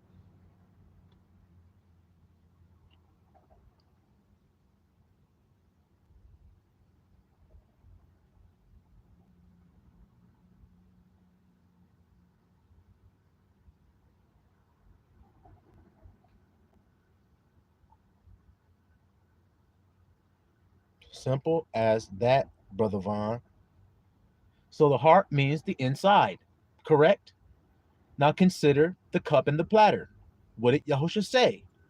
You clean the outside of the cup and platter, but the inside is full of extortion and excess. So then you didn't clean the inside, but you cleaned the outside.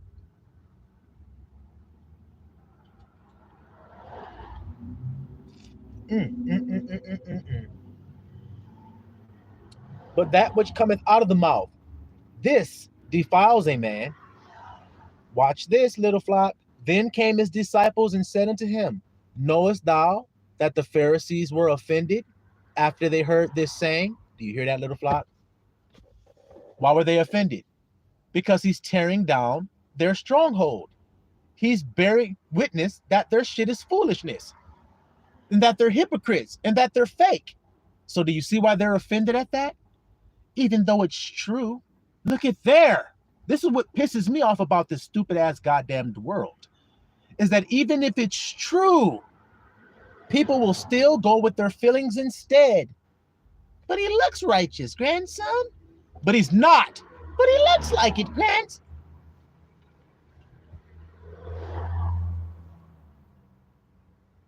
That's the right girl for me, grandson. She's disgusting, but she looks so beautiful. She smells all good. She looks all pretty and everything, but she's disgusting and she's a damn coffin. She's full of bones. But grandson, she said she loved me.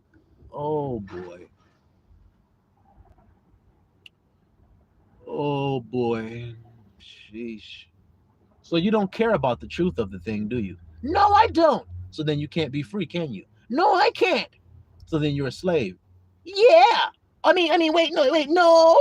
Yeah, you are. And you're offended that I'm saying you are, aren't you? Yeah, I am getting offended. Yeah, I know.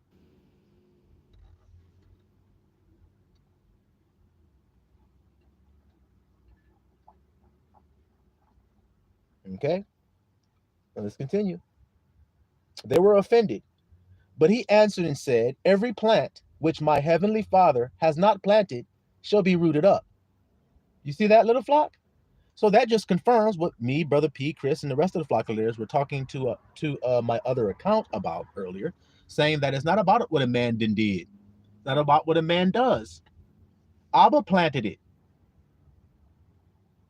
And every plant that Abba didn't plant will be rooted up. So if Abba didn't plant it, it will be rooted up. What can he do to not be rooted up? Nothing. You hear what I'm saying? Let them alone. See that, little flock? Isn't that what he said? Leave them alone. So is that the same thing as saying, I don't care? They offended. Yahusha, they're offended at what you said. I don't give a damn. Ain't that the same thing? Okay. They be blind leaders of the blind. Do you see how it's all connected? They be blind leaders of the blind. And if the blind lead the blind, both shall fall into the ditch.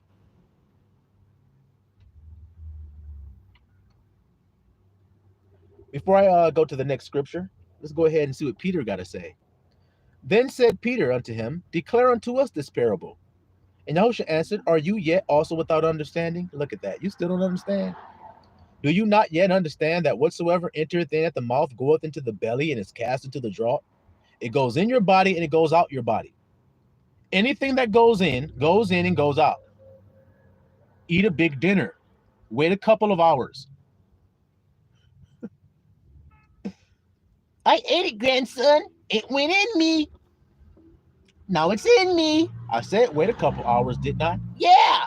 Well, wait a couple hours then, baby kid. Okay, it's been a couple hours. How do you feel? Like I gotta go to the bathroom, grandson. Well, then you better go.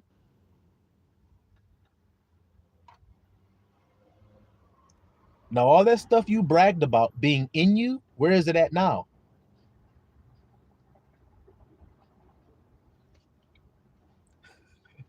All that shit you bragged about being inside of your body, where is it at now?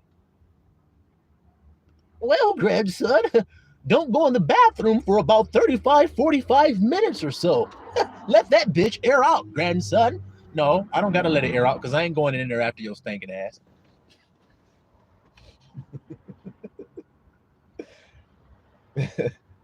But those things which proceed out of the mouth come forth from the heart. So you see what I mean about where we at?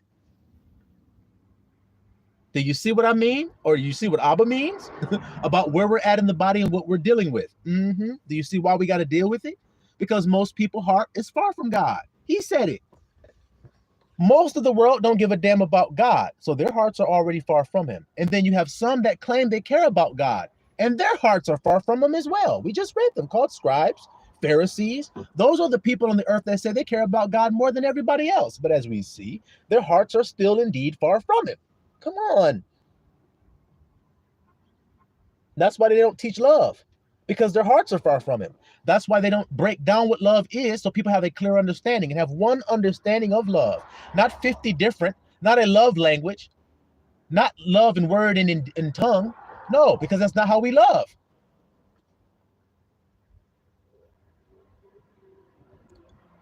If everybody had the same idea of what you must do to be loving, the acts that you do that prove that you're loving, if we all had the same idea, then we could all recognize when people are actually being loving. But people get deceived about that, don't they?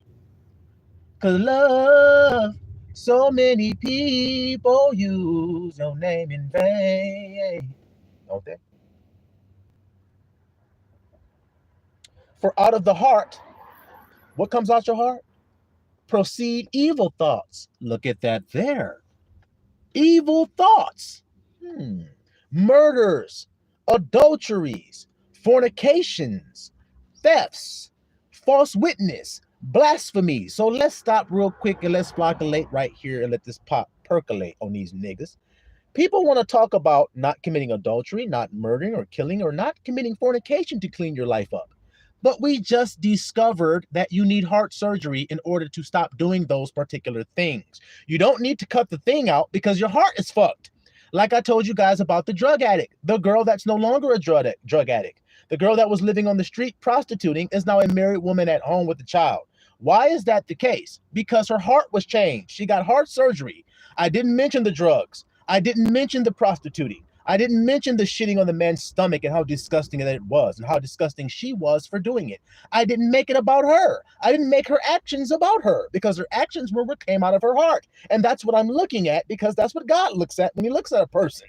So when I'm looking at a person's heart, I'm not paying attention to what they're doing outwardly. But men only pay attention to what you do outwardly. So that means they're not looking at the heart. That's why he called them blind and said they're leading the blind. Other people who don't look at the heart but look at what you do outwardly.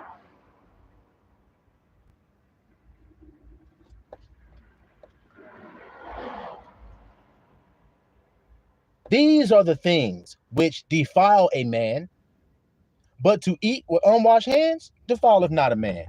So does it defile you to eat with unwashed hands? No. So then if I eat with unwashed hands, am I defiled? No. But look how people will feel if I go over to their house and sit down with my dirty hands and start eating my dinner. And then they'll get offended at me, and then I'll say, did Yahusha do this? And then they'll say, yeah. And I'll say, did his disciples do the same thing I'm doing? And then they'll say, yeah. And I say, why are you offended at me for doing it if you say you love Christ? Can slice. I'm not here to play. I'm here to expose.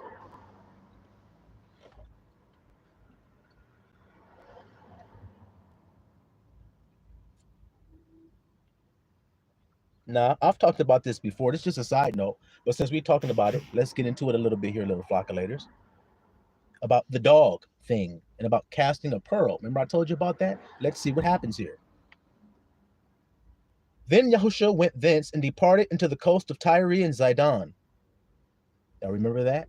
Tyre? What'd that mean? Rock? Interesting. Tyre and Zidon. And behold, a woman of Canaan came out of the same coast. Now, this woman is a Greek, Syrophoenician by birth. So she's not a Jew. She's not an Israelite. She's a Greek woman. Now, you know what Greek women look like. So then you can get a clear idea of what kind of woman this is coming up to Yahusha. What kind of woman is it? A Greek Syrophoenician from Tyre and Zidon. Syrophoenician in Greek. What do those people look like? The point I'm asking this for is so that you can see that there's a difference between Christ and this woman. The reason why I want to point that out is because what he's going to say to her. Now let's continue. So a woman came out of the same coast and cried unto him, saying, have mercy on me. I am, oh my Lord, thou son of beloved, my daughter is grievously vexed with the devil. But he answered her not a word. And his disciples came and besought him, saying, send her away, for she crieth after us. But he answered and said, I am not sent but unto the lost sheep of the house of Israel. So he answered her not a word. That means he ignored her.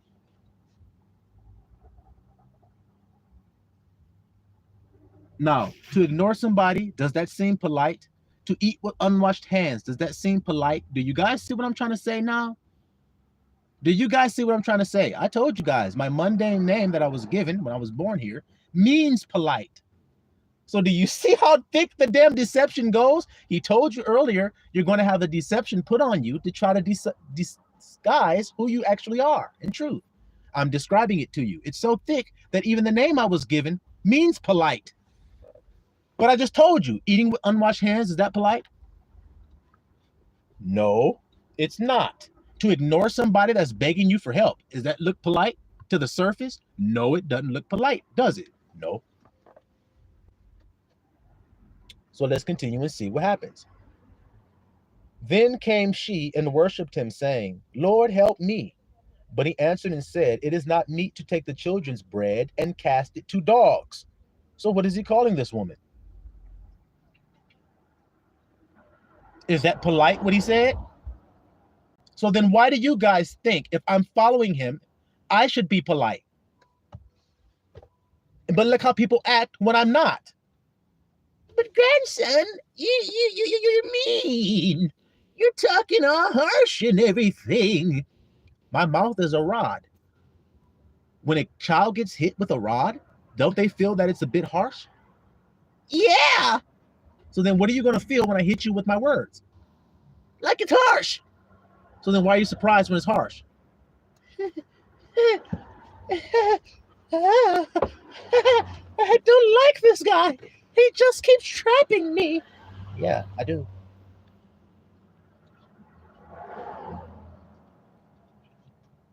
He said it ain't right to give the children's bread to the dogs. See that, Brother Vaughn? He's calling her a dog. I've mentioned this many times, but I'm mentioning it for a reason. And she said, truth. So what did she say about being called a dog? How come she wasn't offended? That's my question. Why didn't she go off and say, are you calling me a dog? You calling me a bitch? Yahusha, that's what you're calling me? I ain't nothing but a bitch. I don't deserve the children's bread. How come she didn't do that? Would you guys say he was being rude to her? I'm just asking you guys. What do you think? Was he being rude to her or not? Was he being impolite to her or not? By the world standards, by what the world says. Be a good boy. I told you guys this. Be nice. Be a good boy. Be polite. That's right, Brother Cut. She's humble. See that there? And because of that, she's going to get something because of her humility. Because God resists the proud, but he gives grace to the humble. So because she was humble, let's see if she gets grace to elevate from the state of a dog. Because she said true Lord, didn't she? So when she said true Lord, what was she saying true Lord about? I ask you guys that real quick before we continue. When she said true Lord, what was she saying true Lord to?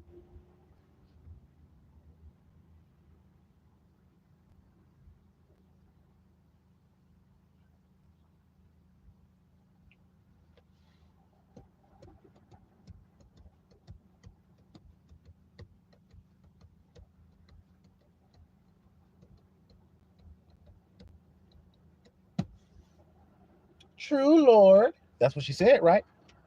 Why she say that? In response to what? What's true?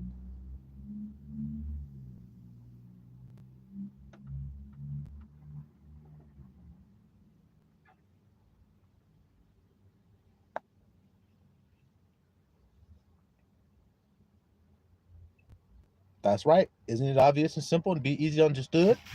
To being a dog. That's right. You're right. Shit, we're nothing but dogs in comparison to you guys. Shit, you're right. That's what she said. Now, how many people can accept that today? If you told them that truth. Yahusha did. They wouldn't like it. They get offended. They're only offended because they're not humble. If they were humble, they wouldn't be offended by the truth, like I told you. Now, let's continue here. Okay? On to the next thing.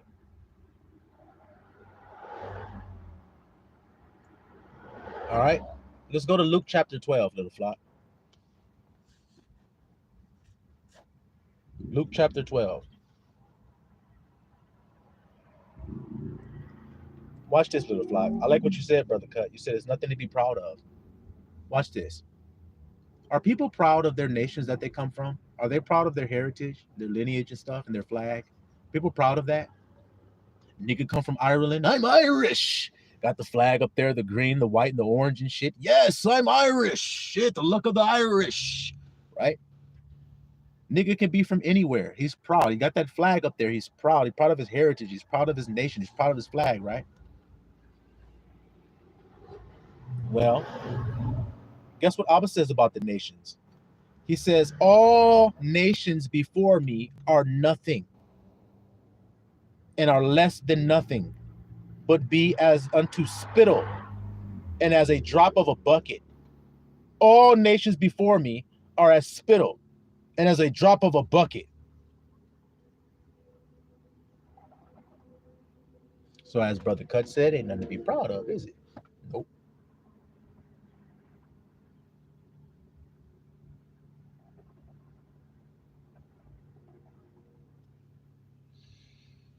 All right. Brother Chris says, like Cut said, she called upon the name of I am, so she was saved. She said, I am, maybe not outwardly, but inwardly. Well, in the heart. Okay. In the heart. So let's, well, if you go back and you read it, it'll say that her faith, you see, her faith. And now we know what the faith means. It means she had a substance of a thing hoped for. She hoped that she would get that food off that master's table. And she did. And this isn't hard to understand if you just look at a dog. The dog sits at your table, you're eating your meal, and he sits there and he hopes.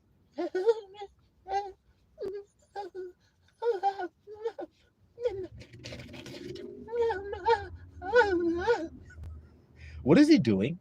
He's hoping. He's hoping that what? That you'll be eating something and go, huh? You hear something and you hit your forks, hit one of those meatballs and rolled off your plate. Oh shit, you dropped it on the floor. Oh damn, here he comes.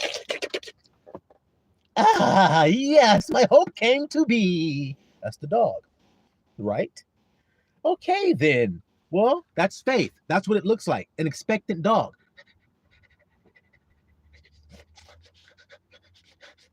That's faith. You see? So then God is showing that. Dog is man's faithful friend. That's what makes him a good friend. He's faithful. You see? So God uses that as an example to show us a greater principle. Y'all see that little flock of ladies? The dog is manifesting your food falling on the floor. And he does it ignorantly, just like we do. He doesn't know. He just wants some. I smell what's up there.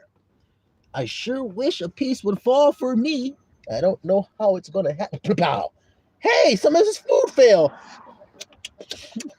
Shit, that's what the dog do. He don't know. He just hope it will, and it does sometimes. Sometimes it don't, but sometimes it do.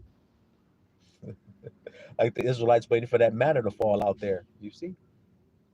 All right, so we in Luke chapter 12. Now watch this little flock, verse 22. And he said unto his disciples, therefore I say unto you, take no thought for your life. Therefore I say unto you, hell with John Carter out there, Smitty Stockton, and all these other niggas. Ask Scott Johansson. That's that nigga name. Ask Scott Johansson says unto thyself, what I have told thee is more expedient than what God has told thee. No, take your ascot off, Johannesburg. Ascot Johannes, sit your ass back. It's not going to work over here. He said, take no thought for your life, what you shall eat. Look at there. So then this knocks all those people out that tell you what you should be thinking about eating every day. Hey, watch that. Don't eat that. Does that have this in it? Niggas will have you Googling shit on the internet before you eat your plate. They will literally have you doing it. Even though the word already told you, don't ask no questions. Just eat the plate. Don't ask no questions. Don't ask.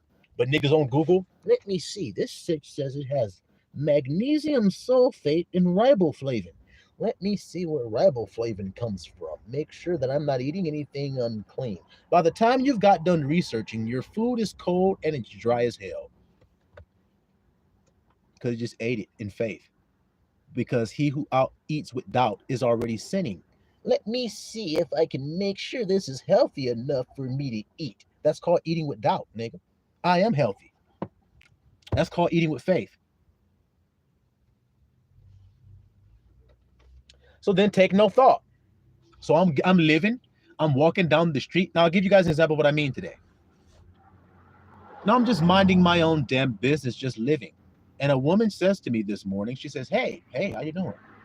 You want a corned beef sandwich? My son made some. He was giving some away to some people. He has extra. Do you want one? Yes, I do. Thanks. And I ate it. Well, I didn't eat. I ate a piece of it because I gave it to somebody else. I took a piece for myself and ate it. Did I know that this woman was going to offer me a corned beef sandwich that her son had made? No, I didn't know that. No, I didn't. Now, if I had taken that corned beef sandwich and lacked faith, then I would have started asking questions. Wait a minute here, lady, wait, because I'm very strict about what I eat. So before you give me this corned beef sandwich you said here, now, are you sure this is beef? What kind of beef? Is it grass-fed? Is it USDA choice? Brown chuck, or what is this? Where did you obtain it from? Okay, how long was it cooked for? The cheese that you've used on here, that's dairy. I don't really like to partake of that because it isn't an herb. So therefore, look at this shit I'm describing to you.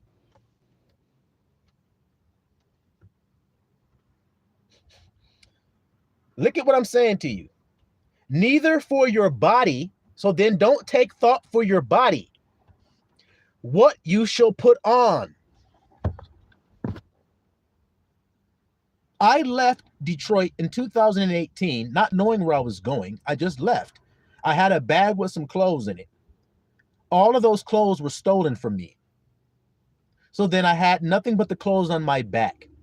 So then if I was taking thought, then I would have said, well, Father, what am I going to wear now? They've taken all of my clothes. They stole everything from me. They even took my Bible. They even took my birth certificate. Father, damn, I don't have anything left. But I was told not to take thought. So I guess what I got on is sufficient. I guess so. So then it is. I am sufficiently clothed and I keep on living. Do you see what I'm trying to say here, little flockulators?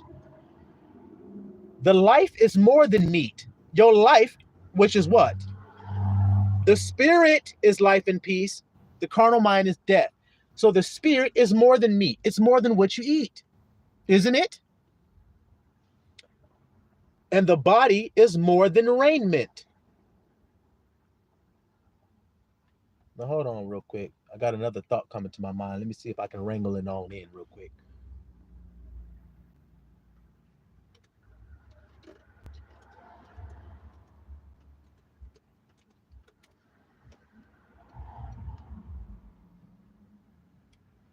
Okay? The life is more than meat, and the body is more than the clothes you put on it. I got to make sure I have the right clothes on. Now, are there people that say that the meat that you eat is important to God and it determines whether you're going to be saved by God or not? Are there people that teach that doctrine of men? Just curious, before I give you the coup de grace I'm about to give you here next. Is there men that says that? Now, if you've been called out of the world by God, are there men that teach that you can eat in a way that will take you away from God? You can eat in a way that will actually destroy your relationship with God that He's built in you. Are there people that teach that? Before I continue, Brother Chris says, yeah, you know it. Brother Cut said it got that sodium, plutonium, kryptonium in that shit. Let me get my device and make sure that's okay if I eat that or not. Plutonium, let me see. Croutons, no, okay, croutonium. Let me see here. Any fruitonium? You got any fruitonium in there? Get the hell out of here. You're doing too much, nigga. Your life is worth more than that shit. So yeah. Look how y'all admitting it. Yep. Don't eat pork. That's right. Yep. That's what they say, right? Now let's get this verse. Like I said, a little side note came to my mind as I was sitting here saying that.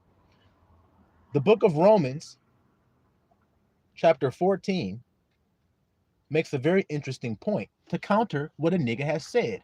Let's see if it counters what these worldly people say. If you eat that, God gonna cut you off. Let's see. Romans chapter 14, verse 20. Okay. Romans chapter 14, verse 20. Make sure I want to start at 20. Now, let's start at verse 17.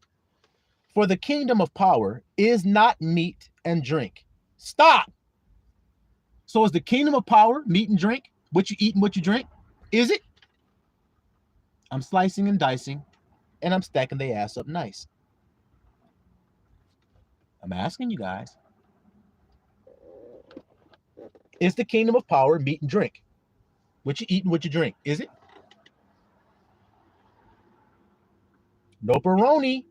So let's continue. Because since niggas keep saying that it does, let's continue and see what else the Bible says. The kingdom of power is not meat and drink, but right thinking. It's righteousness and peace and joy in the Holy Ghost.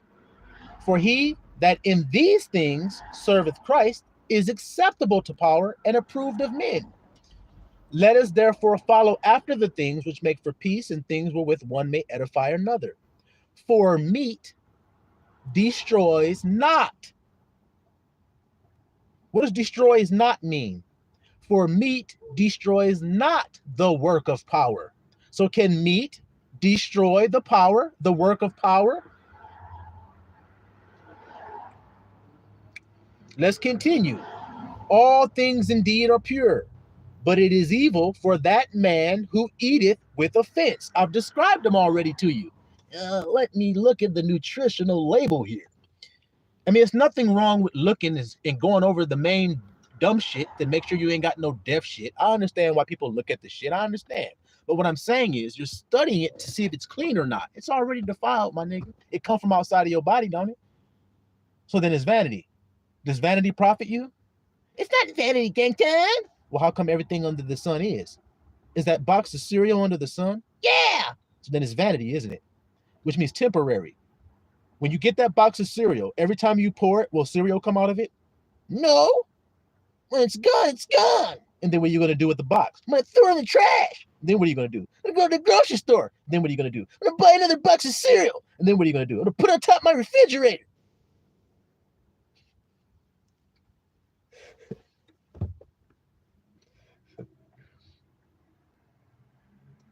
All right.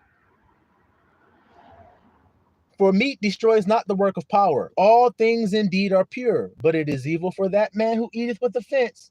It is good neither to eat flesh, nor to drink wine, nor anything whereby thy brother stumbleth, or is offended, or is made weak. Do you have faith? Have it to yourself before power. Happy is he that condemneth not himself in that which he allows. Allows means you give yourself grace. Do you see it? And he that doubteth, what about the man who doubting when he does it? Is damned if he eats. So is it what he ate that made him damned? Is it the food he ate that made him damned when he ate it? Come on, is it? And if you say it's not, then what is it that made him damned when he ate it? What is it?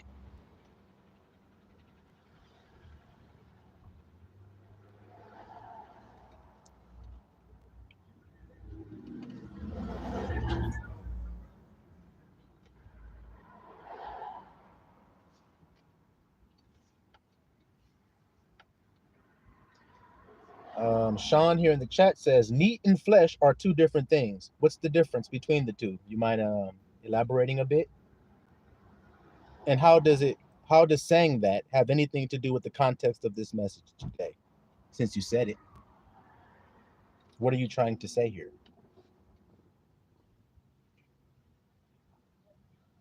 That's right, Brother Christopher. It's the doubt that did it. The unbelief that damned him. It wasn't what he ate. It was his unbelief that damned him. Isn't that what we just read? Yes. All right. It is neither good to eat flesh, nor drink wine, nor anything. So meat or flesh, nor anything whereby thy brother stumbleth, or is offended, or is made weak. Do you have faith? Well, then have it to yourself before God and give yourself some grace. That's what it says. So if my brother's offended that I do it, then I don't have to keep pushing it in his face, doing it right in front of him. Nah, boo, boo. I can drink beer. I can do what I want. That's not the right attitude. What it means is I know he's offended that I do it, so I'll wait until I go alone before me and my Father, and then I'll have my beer or whatever it is that offends him. I'm not going to not have it though, just because he thinks it's unrighteous, because then I'll be keeping a commandment of men if I do that. The Father has already told me that all things are pure.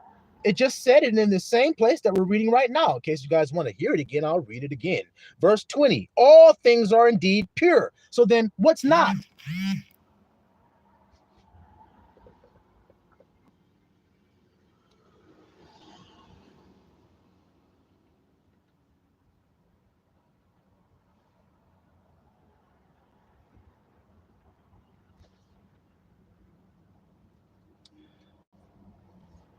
Sean, you said meat and flesh are two different things. And then you said here, meat is herb and fruit, which has its seed within itself. Okay. And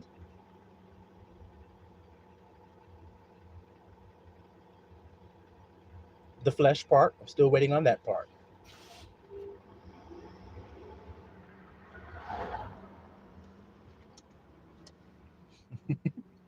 Here we go, guys. Da, da, da, da, da. Let me explain, because surely they do not understand the difference between the two. Let's see.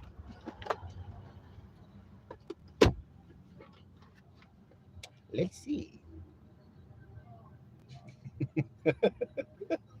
Brother Cut. It's funny, man. All right. So he that doubteth is damned if he eat, because, look how it's going to tell you because, like I said, because he eateth not of faith. So was it what he ate, or is it how he ate? For whatsoever is not of faith is sin. See what I'm saying, little flock? The sin is doubt. It ain't got nothing to do with what you ate. It's the doubt that you had when you ate it. That's what condemn you. I don't think it's clean to eat that. I think I'm going to be unhealthy if I eat that. Okay. But it doesn't go into your spirit, what you eat. It goes in your belly and out into the draw. I told you it goes in and then out. It doesn't go in and stay in. It goes in and stays out. You need to be focused on what's going out of you. Now, what food on your plate comes out of you that you plan on eating? Because the only food that come out of you is vomit. And I told you guys about pigs and dogs and what they do. Dogs like to return to their own vomit.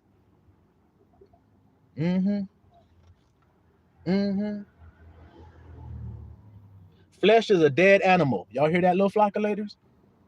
So the difference between meat and flesh is meat is a fruit that has seeds and stuff inside of it. But flesh is a dead animal. So then when I eat an orange and I peel it so that I can expose the what part of the fruit that I actually eat. What is that part of the fruit called?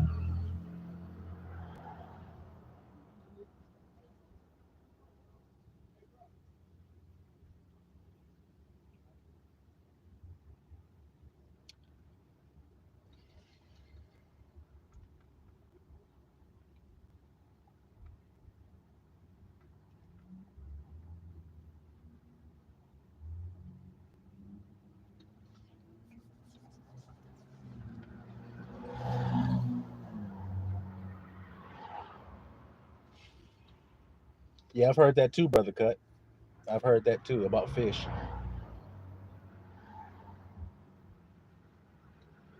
The flesh without the blood thereof. All right, Sean. So God is a spirit, right? So when God says, drain the blood out of the flesh before you eat it, what does he mean? Because he's a spirit. And we who worship him must worship him in spirit. Not in flesh, but in spirit. So what is the flesh and meat and everything that his spirit eats? Because Christ told us what it is. And you said meat and flesh are two different things. Well, let's confirm.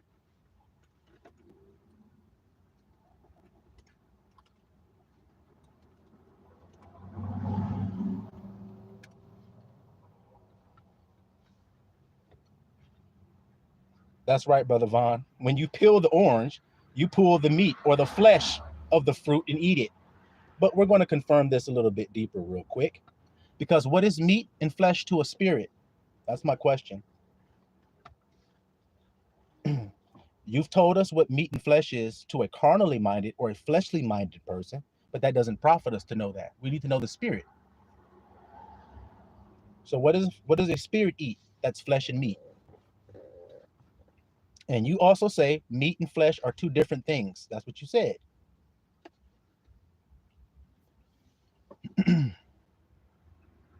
So what is flesh and meat to a spirit? And then we'll continue.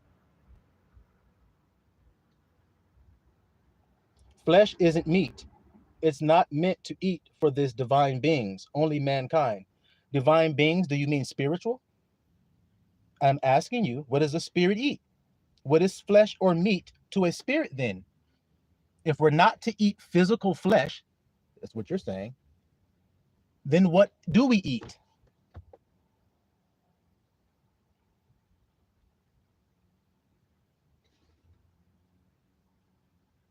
I told you guys there's two laws at play in the world, and you guys are seeing it happening right now. The first law I told you tells you what not to do. Then the second law tells you what to do. I'm more interested in what to do. But all I hear is people telling me what I shouldn't do. Okay, well, you just said what I shouldn't do. What about what I should do? What should I eat then?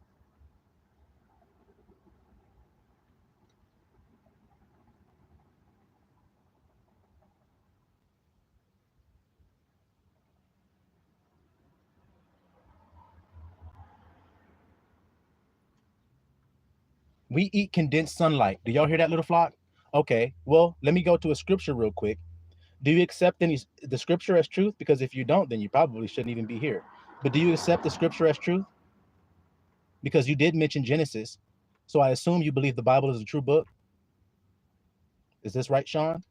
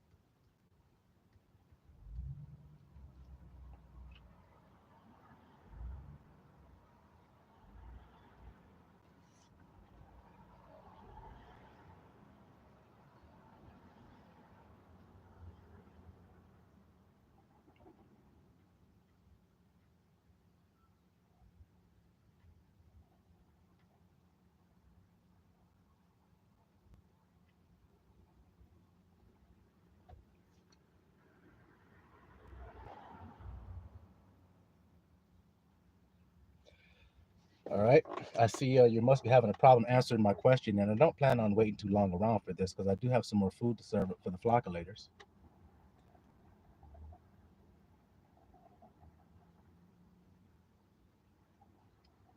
You quoted the book of Genesis, Brother Sean, or sister, or whoever you may be. You quoted that book.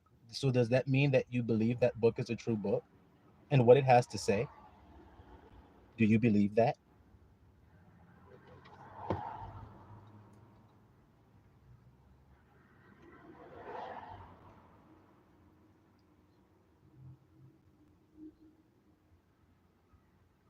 Don't worry, little flock. This is for edification of the whole body. The reason why I'm taking the time to actually do this right now.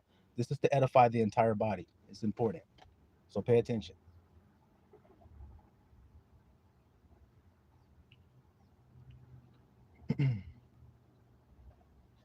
Okay, well, like I said, I'm not going to wait around too much longer. So we eat condensed sunlight. Now, in the kingdom, is there any need of the sun? That's my first question. I'll ask anybody. This is up for anybody to answer this question. In the kingdom, is there any need of the sun?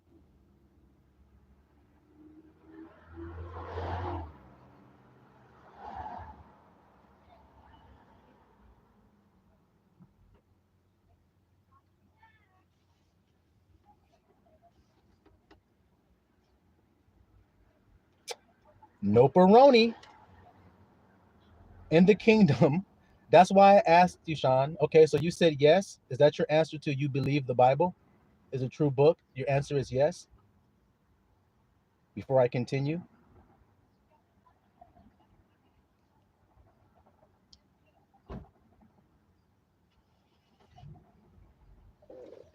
So as I was asking the flockulators, there's no need of the sun in the kingdom.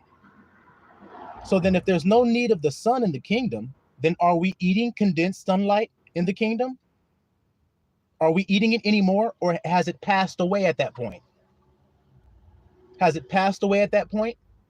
Or are we still eating condensed sunlight in the kingdom? That's my question.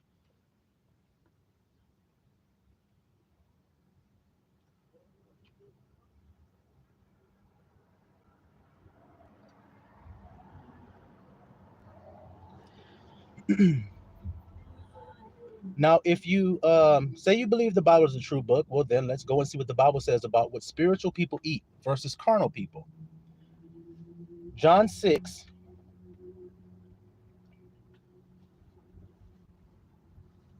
And let's go down to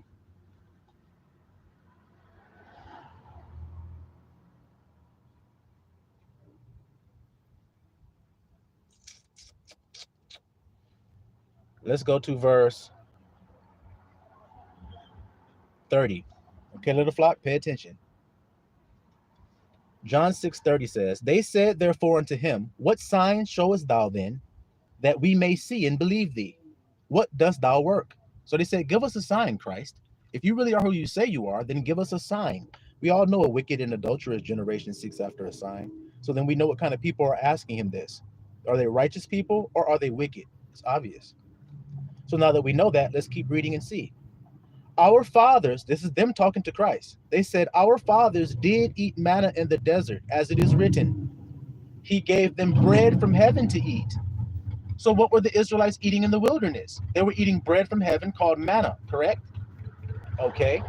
Then Yahushua said unto them, verily, verily, I say unto you, Moses gave you not that bread from heaven, but my Father giveth you the true bread from heaven. For the bread of power is he which cometh down from heaven, and giveth life unto the world. Then said they unto him, Head, evermore, give us this bread. And Yahushua said unto them, I am the bread of life. He that cometh to me shall never hunger, and he that believeth on me shall never thirst. But I said unto you that you also have seen me and believe not. Did you hear that right there? I am the bread of life. He that come to me shall never hunger, and he that believeth on me shall never thirst. All that the Father giveth me shall come to me, and him that cometh to me I will in no wise cast out. Keep listening, little flock.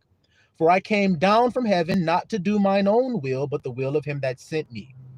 And this is the will of the Father, which have sent me, that all of which ye have given me, I should lose nothing, but should raise it up at the last day. You hear? So let's continue. Now they're going to murmur at him, like I said. Verse 41. Then the Jews murmured at him, because he said, I am the bread which came down from heaven. So now the Jews murmured because he said, I am the bread. I'm the food you need to eat. Anybody scratching their head about our food that we eat? Let's dig deeper into this and let's keep seeing here. Yahushua therefore answered and said to them, murmur not among yourselves. Why y'all murmuring at this? No man can come to me except the Father which have sent me draw him, and I will raise him up the last day. You see that, little flock? Now let's jump ahead. Verse 48. I am that bread of life. Your fathers did eat manna in the wilderness and are dead. Your fathers ate manna in the wilderness and are dead. This is the bread which cometh down from heaven, that a man may eat thereof and not die. Do you hear it? So the diet that a spiritual man eats feeds him, and he will never die once he eats it. Correct?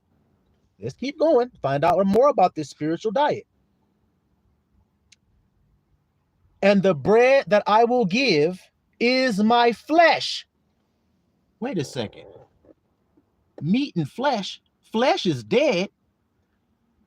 Flesh is a dead animal.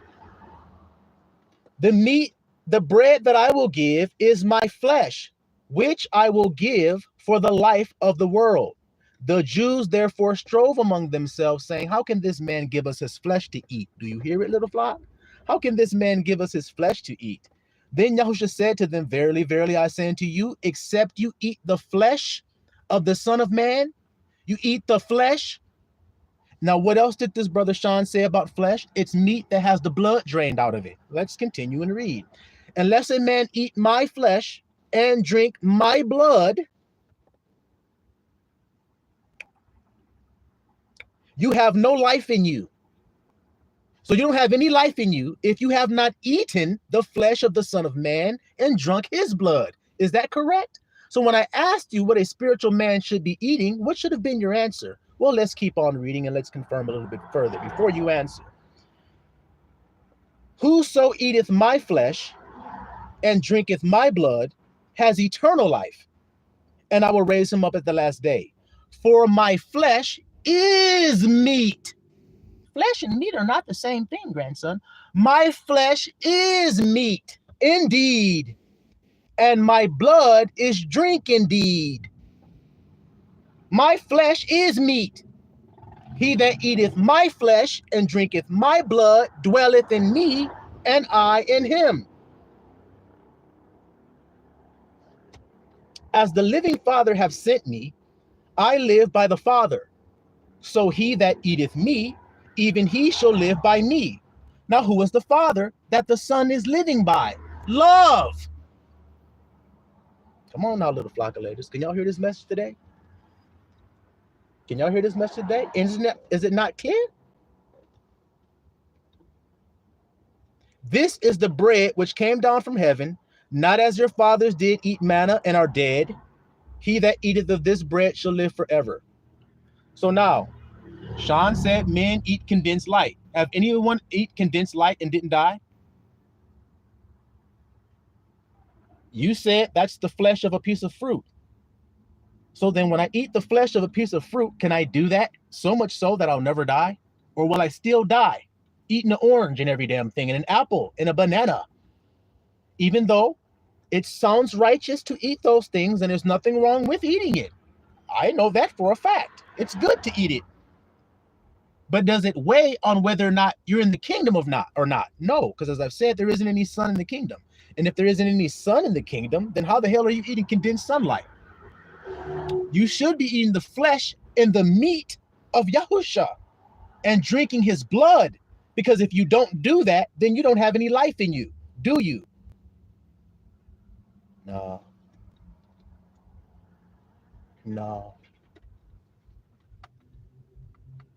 Do you understand why I shared that with you little flockulators? Hope you do.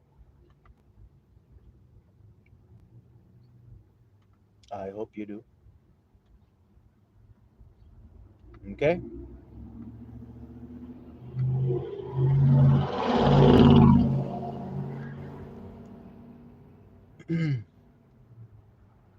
Back to Luke. Luke chapter 12, little flock. Luke chapter 12, verse. Oh, wait. Wait.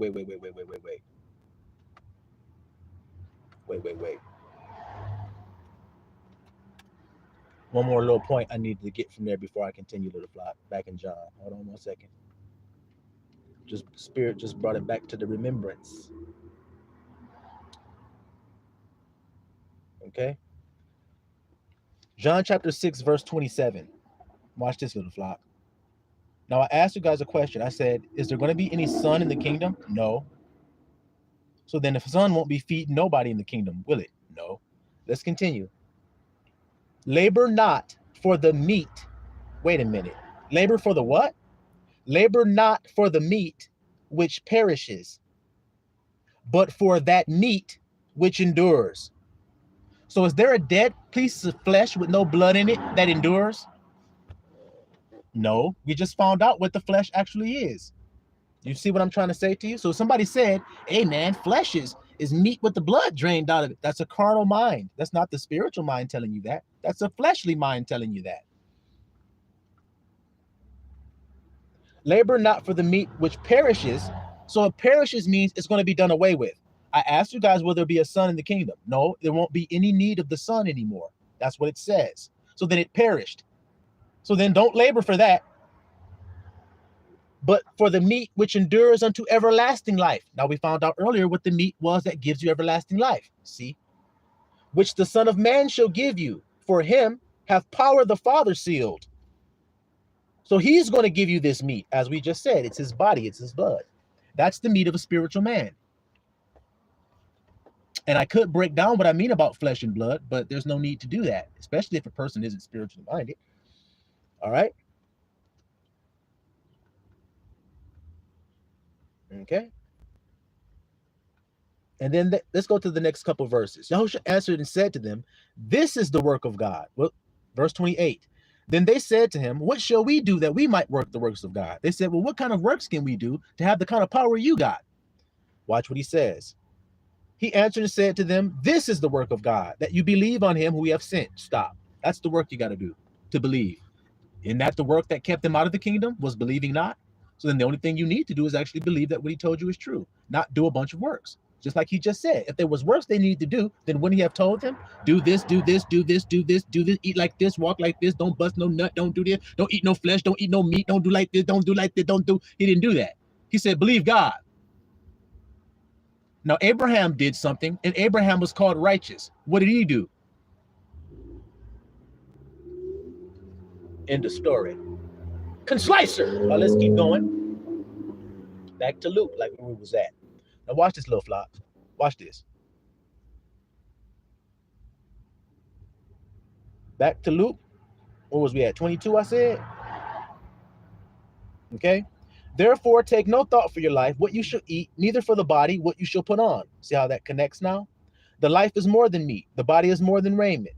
Then he talks about the birds and everything, how Abba takes care of them, even though they don't work, they don't do all that kind of stuff. God still takes care of them, he says. He says, so why are you worried? You see that? And he has this whole thing when he's telling them to have faith. You see? Verse 29.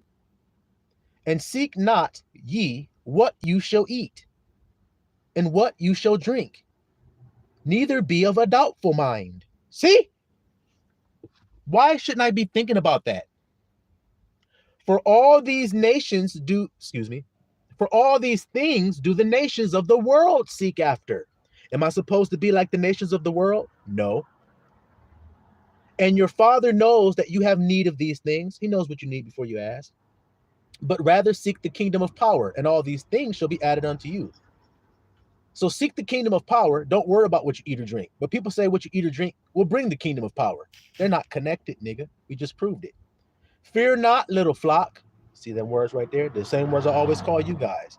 Fear not, little flock, for it is your Father's good pleasure to give you the kingdom. Sell what you have. Stop. Does that sound good to men?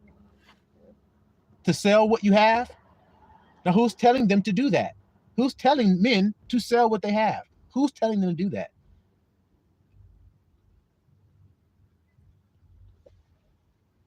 Sell what you have and give alms. Provide for yourselves bags which wax not old, a treasure in the heavens that fails not, where no thief approaches, neither moth nor corruption. For where your treasure is, there will your heart, the same thing we started this message talking about, there will your heart be also. Let your loins be girded about and your lights burning. You see that? You see it?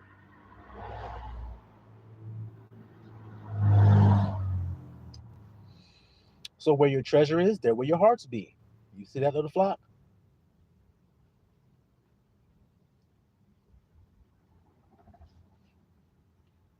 All right.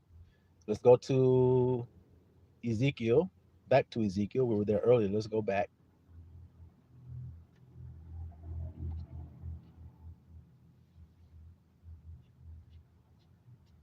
Ezekiel chapter 36. Now, since we're talking about the heart, and the old heart has an old way, which is corrupted and wicked. So your thoughts have become corrupted and wicked because of your old heart. So in order to get some new thoughts that are not corrupted and wicked, you need a new heart. Let's see if that's what Abba promised to give. Let's see. Ezekiel chapter 36.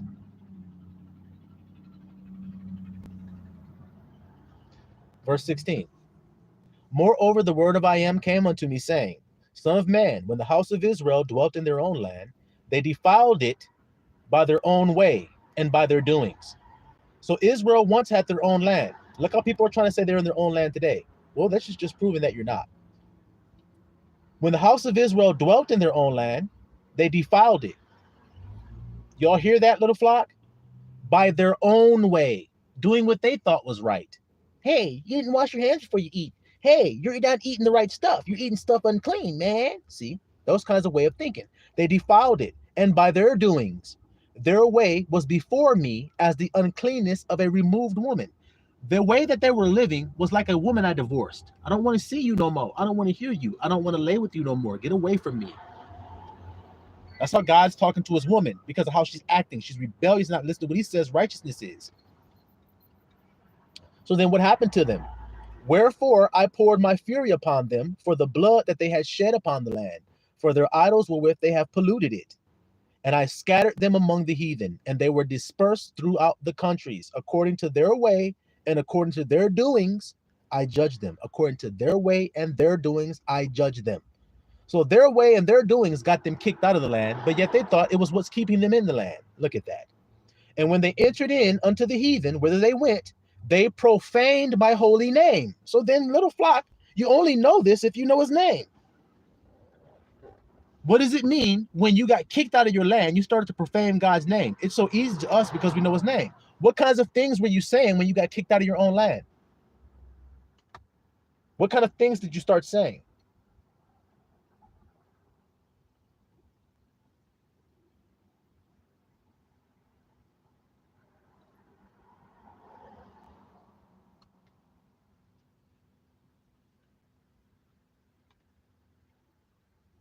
Okay, here we go. Oh shit, I'm fucked up. Uh-oh, I'm worthless. Oh shit. Right, little flock? Phoenix Queen in the building. I didn't know you was in here, girl. Peace to you. Over there with the flock of littles.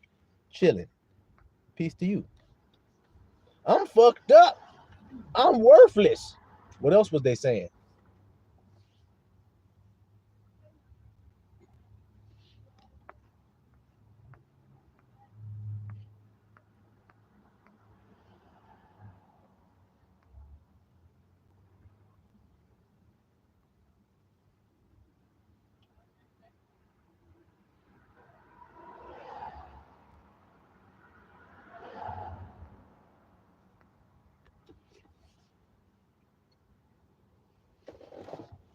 So do you see how they started to profane his name when they got kicked out of their land? I'm worthless. I'm without land. There you go. That's how you profane God's name. You see it? Has the world told you that that's how you profane God's name? No, they haven't told you that. They haven't told you that. Okay? But Abba said that's what you did. He said, when they said to them, these are the people of I am, and are gone forth out of his land. See? But I had pity for mine holy name. Look at that, little flock. So Abba had pity for what? For his name, his holy name, his set apart name. You hear that? Which the house of Israel had profaned among the heathen whither they went. Therefore saying to the house of Israel, thus saith I am power. I do not this for your sakes. See that, little flock? I ain't doing this for your sake, O house of Israel, but for my holy name's sake, which you have profaned among the heathen whither you went. So what's going to be lifted back up? His name will be. That's what's happening here today.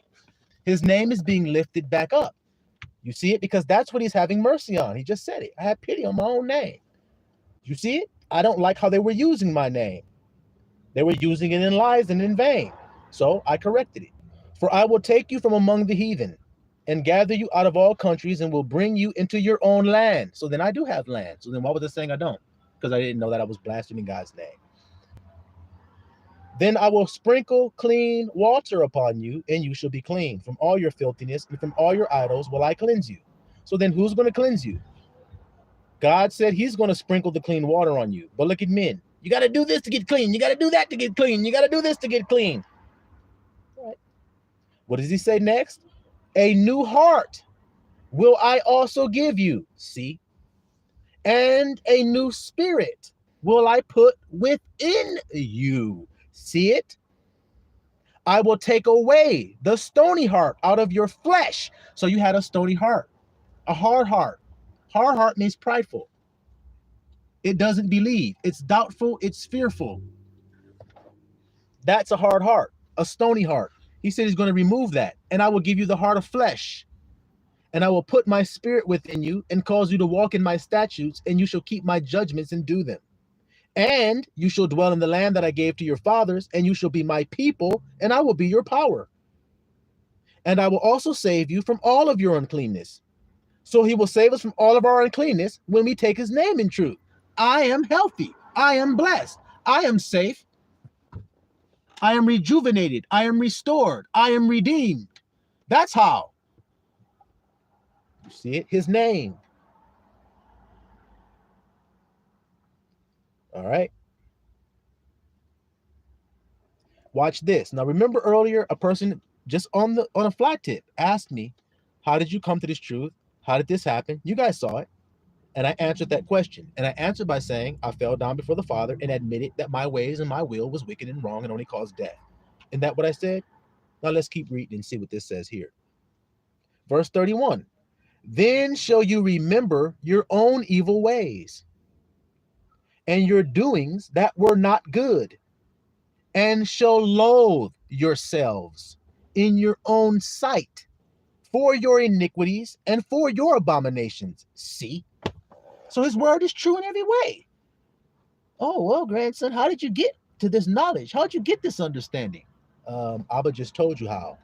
I remembered my own evil ways, my doings, that they weren't good, and I hated it. I hated what I had done. I hated what I had become. I hated the name that I had claimed in vain. I hated it. See what I'm saying to you, little flockulators? Not for your sakes do I do this, says I am power. Be it known unto you. Be ashamed and confounded for your ways, O house of Israel. You ain't never did nothing good. So nothing that you can do now is good. But you see, men keep saying that they can do good things. Yeah, right. Your works are as filthy rags. I guess you didn't read that scripture or something. Thus saith I am power, in the day that I shall have cleansed you from all your iniquities. I will also cause you to dwell in the cities, and the waste shall be builded. Y'all see that there, little flock? Okay. And he goes on, he goes on, he goes on. Okay.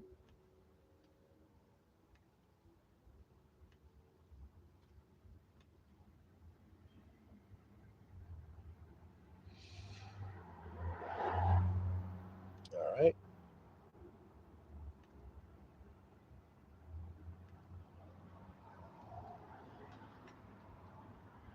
Now we see all about this heart we've been talking about and how it's supposed to be. Ultimately, it's about doubt in your heart that causes you to be double-minded, which causes you to be unstable in everything that you do.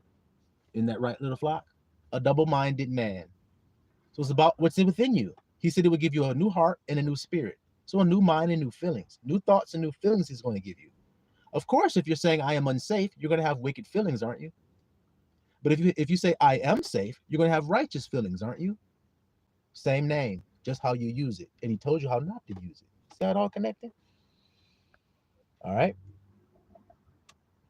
So before we finish this message, I said I had some dessert yesterday. We're going to go ahead and eat the dessert now. And we're going to go ahead and finish this message on out, little flock. All right. Okay. The book of 2nd Maccabees. And then we'll finish this message and we'll be done, little flockulators. The book of 2nd Maccabees. Okay. Chapter 6. The book of 2nd Maccabees, chapter 6. And we were talking about flesh. We were talking about meat and all that stuff. It's going to be very interesting because that stuff just may come up here in this dessert. You're like, what kind of dessert you got? Got meat and flesh all in it, grandson. Well, let's just see. 2nd Maccabees, chapter 6. Not long after this, verse 1. Not long after this, the king sent an old man of Athens to compel the Jews. Stop before we can continue any further. The king sent an old man of Athens. Athens is what country?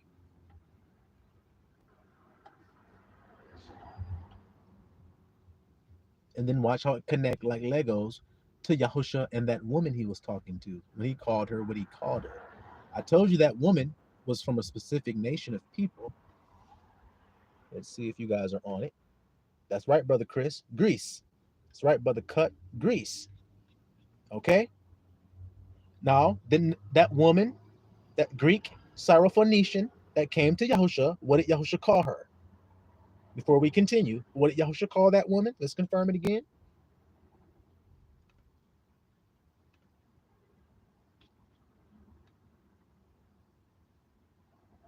Abia. That's right. He called her a doggy. All right. So let's see how these doggies get down, and then you'll see why Christ ignored and didn't listen to. You'll understand exactly why once you understand how these people get down. 2 Maccabees chapter 6. Now, not long after this, the king sent an old man of Athens, which is Greece, to compel the Jews. So the man came from Greece to go to where the Jews were to compel them to do what? Let's see. To compel them to depart from the laws of their fathers and not to live after the laws of power. See that there, little flockulators? You need to do this to be right. You need to do that. Now, what do Greeks find fascinating? Or what do Greeks search after? I already read it in a couple of live streams ago. I already read it. Because this truth to the Greeks is foolishness. Why? Because Greeks seek after what? Come on, little flockulate. Show them that y'all was paying attention in class. A doggy. That's what he called her. Let's see how these doggies get down. Greeks look toward what? What they looking for? What are Greeks looking for?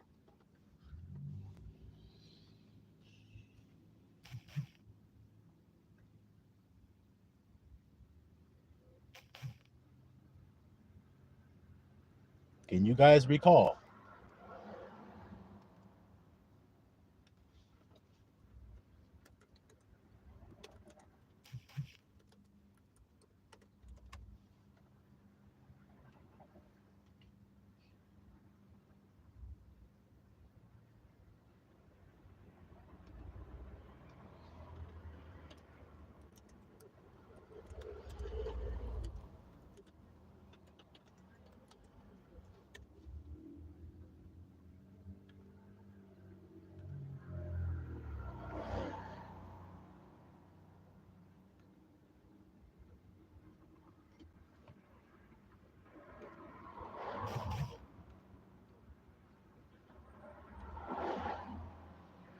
Okay, let me help you guys out. 1 Corinthians chapter 1, verse 22 says, "For the Jews require a sign, and the Greeks," Athens, "and the Greeks seek after wisdom." The Greeks seek after wisdom. But we preach Christ crucified, unto the Jews a stumbling block. So after the ones who seek after a sign, it is a stumbling block. And unto the Greeks who seek after wisdom, it is foolishness. Do you hear it today, little flock? Okay, let's get some more insight into how Greeks think. Go to the book of Acts. Now, we said the man was from Athens, correct, little flock? Is that what we said? That there was an old man sent from Athens to compel the Jews to depart from the laws of God, correct? He was from Athens. Well, let's read about the Athenians. Let's read about people from Athens because they're mentioned in the Bible and then something about them is mentioned, and let's see what it says about them. Okay? Acts chapter 17. Okay? Verse 21. Well, before we get to 21, let's go back to 18. Then certain philosophers of the Epicureans and the Stoics encountered him. Encountered who? Paul. And some said, "What will this babbler say?" The Epicureans and the Stoics came together and they encountered Paul and they said, "What will this uncircumcised," I can't say uncircumcised, "what will this barbarian unlearned person have to say to me? See, because they love wisdom. Well, let's see. What will this babbler say? Other some, he seemeth to be a setter forth of strange gods.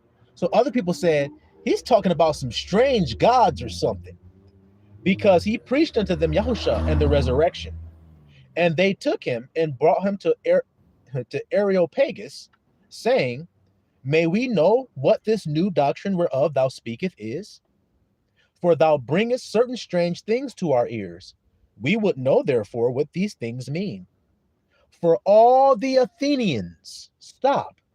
Where was that man in Maccabees from? It was mentioned that came to do some ruckus up in the Jews' land. He was from Athens, so he was an Athenian. So what is an attribute of an Athenian? Let's see. For all the Athenians, just some of them, all the Athenians and strangers which were there spent their time. So they spent all their time doing what? They spent their time in nothing else but either to tell or to hear something new.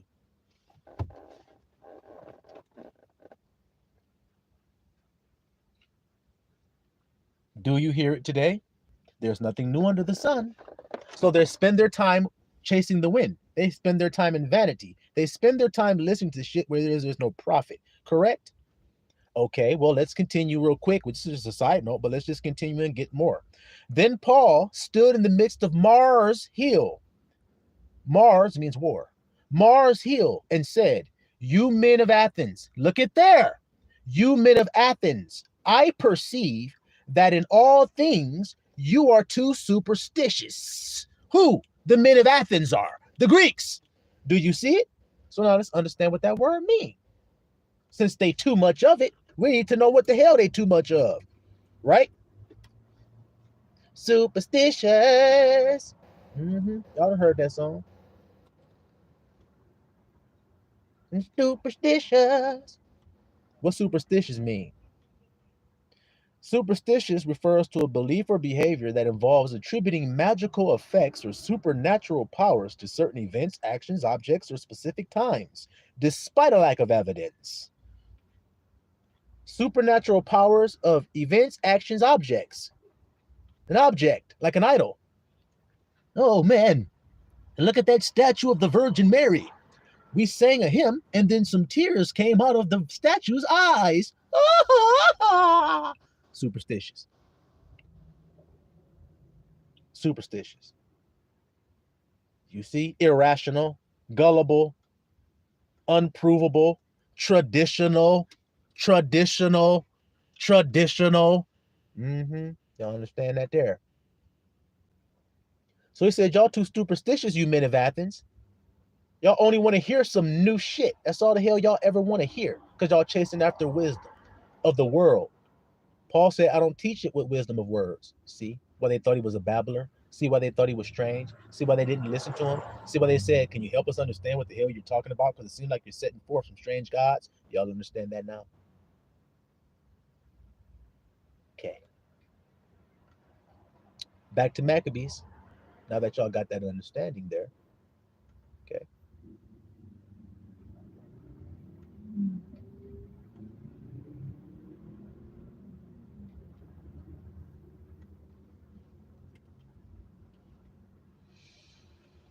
All right, little flop. Now that we've got that foundation built there, now we can put the cheesecake on the table and get to eating. That's what we're about to do now here. So now, an old man of Athens came to compel the Jews to depart from the laws of their fathers, not to live after the laws of God, and to do what else?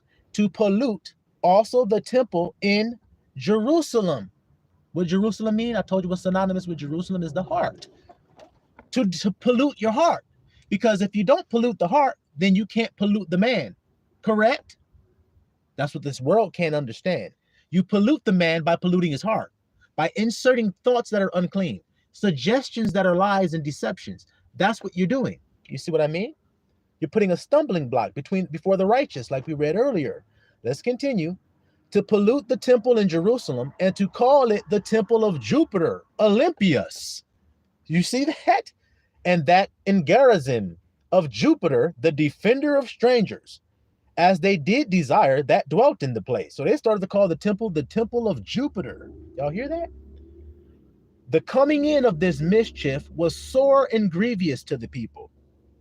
Sore and grievous to the people. For the temple was filled with riot and reveling by the Gentiles, who dallied with harlots. What that mean, little flock? And had to do with women within the circuit of the holy places. And besides that, brought in things that were not lawful. So do you see what's happening here? Defiling is going on because the heart has been defiled. The altar also was filled with profane things, which the law forbids, right?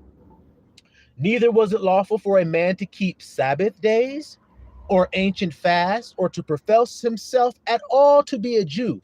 So it was illegal to call yourself a Jew, even if you were one. Do you guys hear that, little flock? Who's coming in with this new information? A dog is.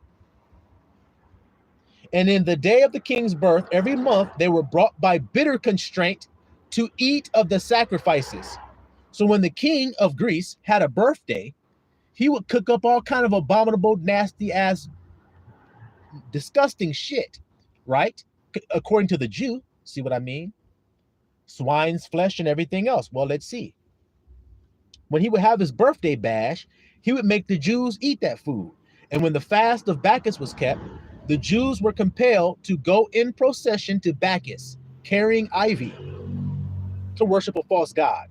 Moreover, there went out a decree to the neighbor cities of the heathen by the suggestion of Ptolemy against the Jews, that they should observe the same fashions and be partakers of their sacrifices. So Jews, just as it is this day, hey niggas, hey black people, we know you used to live in your own land. We know you used to dress the way you used to dress. We know you had your own language and everything, but now we're going to compel you to start speaking our language. We're going to compel you to put on our monkey suit. We're going to compel you to cut all your beautiful hair off. We're going to compel you to shave off your beard. We're going to compel you. We're going to compel you. We're going to compel you. We're going to compel you to eat this food that we have here for you. We're going to compel you. You guys understand what I'm saying to you? It's illegal to even call yourself a Jew. Call yourself black. Call yourself African American. That's the legal thing. That's the lawful term you call yourself. Same thing going on today as it was here. Continuing. So keep the same fashion. Be partakers of their sacrifices. And whoso would not conform themselves to the manner of the Gentiles should be put to death. So if you didn't conform yourself to that image, you got killed.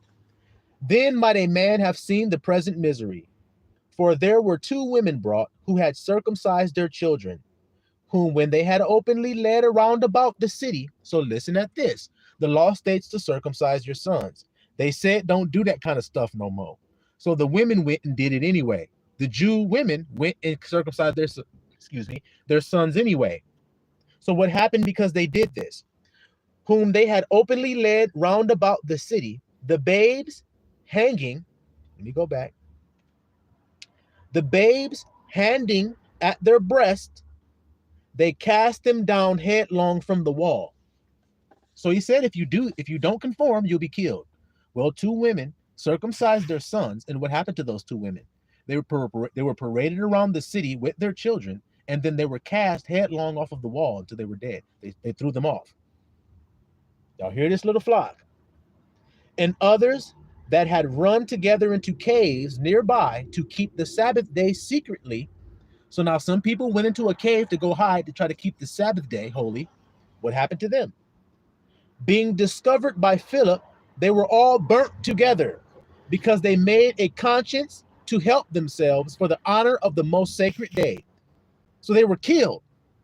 They were burnt up. So we see people getting thrown off walls, people getting burnt up, all because they're doing what the Father says to do. Now I beseech those that read this book that they be not discouraged for these calamities. Hear this, good little flock. Do y'all hear this? Don't be discouraged by what you hear going on, because we're talking about the heart. This is why I'm reading this, to tell you how your heart needs to be during calamity. This is why I'm reading it.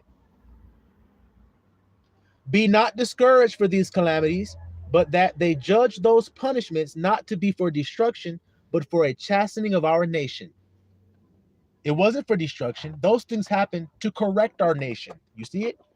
For not as with other nations, whom I am patiently forbear to punish, till they be come to the fullness of their sins, so dealeth he with us. Lest that being come to the height of sin, afterwards he should take vengeance on us. He said, man, he protected us from going too far in our sins. You see it? And therefore he never withdraweth his mercy from us. And though he punish with adversity, yet does he never forsake his people. So they go through hard things, but that doesn't mean they're forsaken. This is going to keep your heart strong, knowing that truth. But let this that we have spoken be for a warning unto us. And now will we come to the declaring of the matter in a few words. Okay, that little flock? We're going to tell you some things in a few words that you need to hear. This is the dessert of the message, and then I'll be done. Eleazar, one of the principal scribes, an aged man and a well-favored countenance, was constrained to open his mouth to eat swine's flesh. Stop. See it there, Brother Vaughn? You were talking about this earlier, if you're still here in the chat. About swine flesh, I tell you, don't eat that, don't eat that. Well, do you see? He was compelled or constrained to open his mouth and to eat swine's flesh. But he chose rather to die gloriously than to live stained with such an abomination.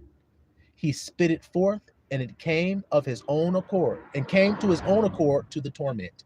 So then he spit the meat out, and he said, torture me. Since that's what you said you're going to do if I don't eat it, go ahead and torture then. Do you hear? So what does it mean that they constrained him to open his mouth and eat swine's flesh? What does that mean? They had a pork there on a spit, turning it all over and everything. They cut a piece of the pork rind off or whatever, and they handed it to him and said, eat that. Is that what happened? That's what eating swine's flesh is?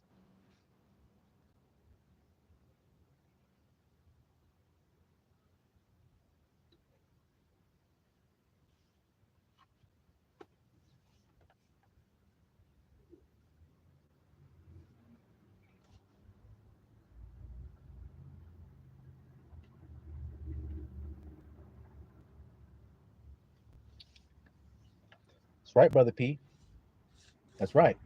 To take in unclean thoughts. So the flesh of a swine literally means the characteristics of a swine. You take on the characteristics of a swine. That's what it means to eat swine's flesh to the spiritual mind. That's what it means. So they're trying to compel him to take on the characteristics of a swine. What are the characteristics of a swine? They wallow around in the mud, and when you clean him up, he returns back to it. So that's one attribute. What else? He's fearful. He eats out of fear. That's why he's eat everything, because he's afraid. Most people don't know that about a pig. Pig eats dead rats. Pig will eat a live rat. Pig will eat a person. Pig will eat any damn thing because he's afraid. So the way he deals with his fear is by eating stuff up. How many human beings, out of their fear, eat? And they eat to pacify themselves because of their fears. So then there you have it. You've taken on the characteristics of a swine. In your heart you have. See it? That's right. Shitty ideals. Great way of putting it. Dirty ass, nasty, stinking ass ideas that wallow around in the mire. See it? Okay?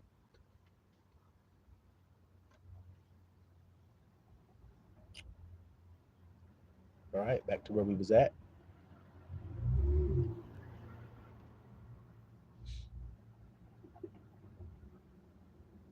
And it behooved them to come that are resolute to stand out against such things as are not lawful for love of life to be tasted.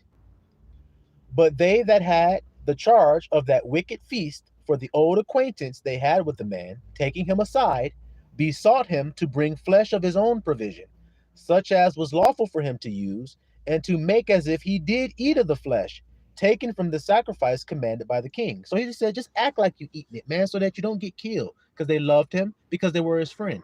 And they said, man, we don't want you to die, man. Live. Just act like you eating some swine, but you not. That's what they said. That in so doing, he might be delivered from death, see? And for the old friendship with them, find favor. See, they were old friends of his. But he began to consider discreetly. Watch what he's going to do. And as became his age, he's like, I ain't a little ass boy. I'm a grown ass man, so I'm going to act like it.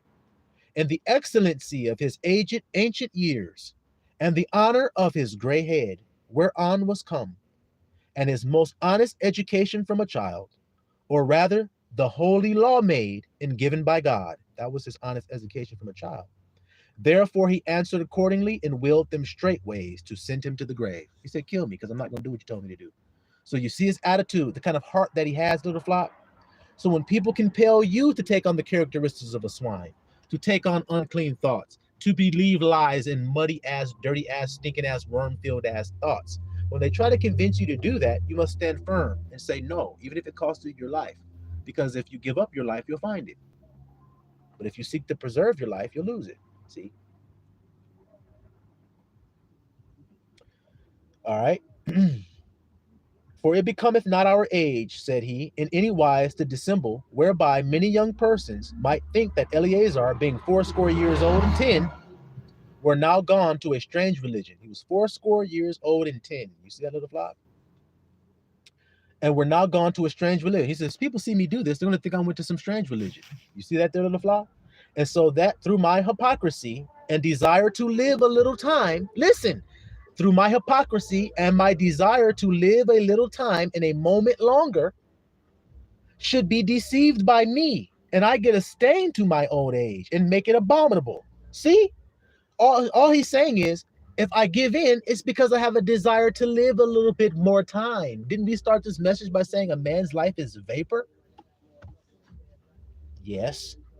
Wherefore now, listen good, manfully changing this life, I will show myself such an one as mine age requireth, and I will leave a notable example to such as be young to die willingly and courageously for the honorable and holy laws. To die willingly and courageously for the honorable and holy laws. And when he had said these words, immediately he went to the torment. You hear that, little flock? So let's see what they end up doing to this old man who was 80, it says. They that led him, changing the good, will they bear him a little before into hatred? Because the foresaid speeches proceeded, as they thought, from a desperate mind. But when he was ready to die with stripes, he groaned and said, it is manifested unto I am, that hath the holy knowledge, that whereas I might have been delivered from death, I now endure sore pains in body by being beaten, but in my soul. So my body is uncomfortable, but my soul am well content to suffer these things because I believe him, because I fear him, because I believe him. And thus this man died, leaving his death for an example of a noble courage. So you see why I'm reading it to you today? Because it's an example of noble courage. And what else? And a memorial of virtue, not only unto young men, but unto us, to all of his nation. So I'm of that nation. So it's an example to me. And it's a memorial of virtue to be like that. So then that means do not give into fearful thoughts. Do not give into doubtful thoughts, no matter how much they try to get you to give in. Don't. Even if somebody says, I'll kill you if you don't do it, then just don't. Because that's the example you've been given. So you see, it's about having a heart that doesn't waver. It's about having a heart that's not fearful, not afraid of death. Because death, where is your stupid ass thing at? You hear that there, little flock? All right. Now, one more thing, and then we'll be done and out of here, little flockulators. The next chapter, 2 Maccabees chapter 7, verse 1. And it came to pass also that seven brothers with their mother were taken and compelled, there it is again, and compelled by the king against the law to taste swine's flesh. Look at this shit. They're doing the same thing to the women and the 7 sons that they did to Eleazar, the old aged man. Eat swine's flesh, man. Get scared, damn it. Become afraid, won't ya? Now we're going to see if that's what it's about, or if it's just about some swine flesh, or if it's about becoming afraid, not believing God, doubting God. Let's see. When Paul was talking to the Athenians, he was standing on Mars Hill. Mars Hill means war. That's why he was standing there, because this is war. See? They're trying to make you eat swine flesh. So then what happens? And they were tormented with scourges and whips. So they've been beaten to try to compel them to eat the swine flesh.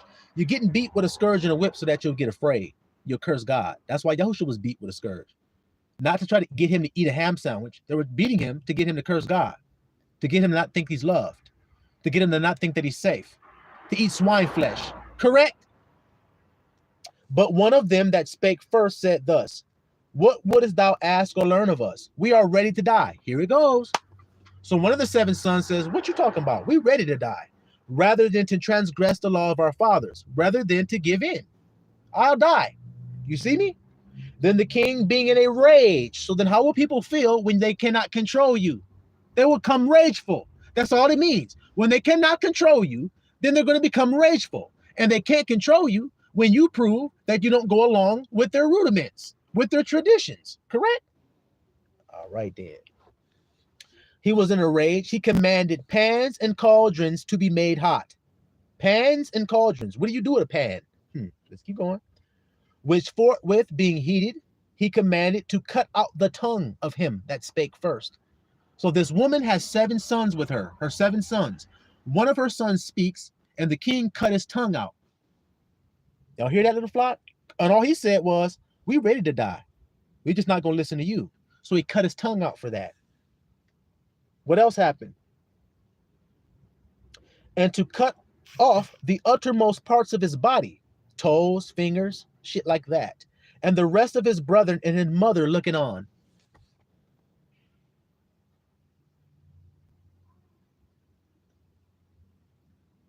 His brothers and his mother is looking at him, being cut and abused and tortured. Correct? I want to focus your attention to that mother. How do you think that mother feels? If you were that mother, how would you feel? Seeing your son get his tongue cut out, get all his extremities cut off and everything. How would you feel about that? How would any mother feel? What would a mother do in that circumstance? That's what I want your mind to consider right now. What would any mother do that sees this happen to her son? What will she do?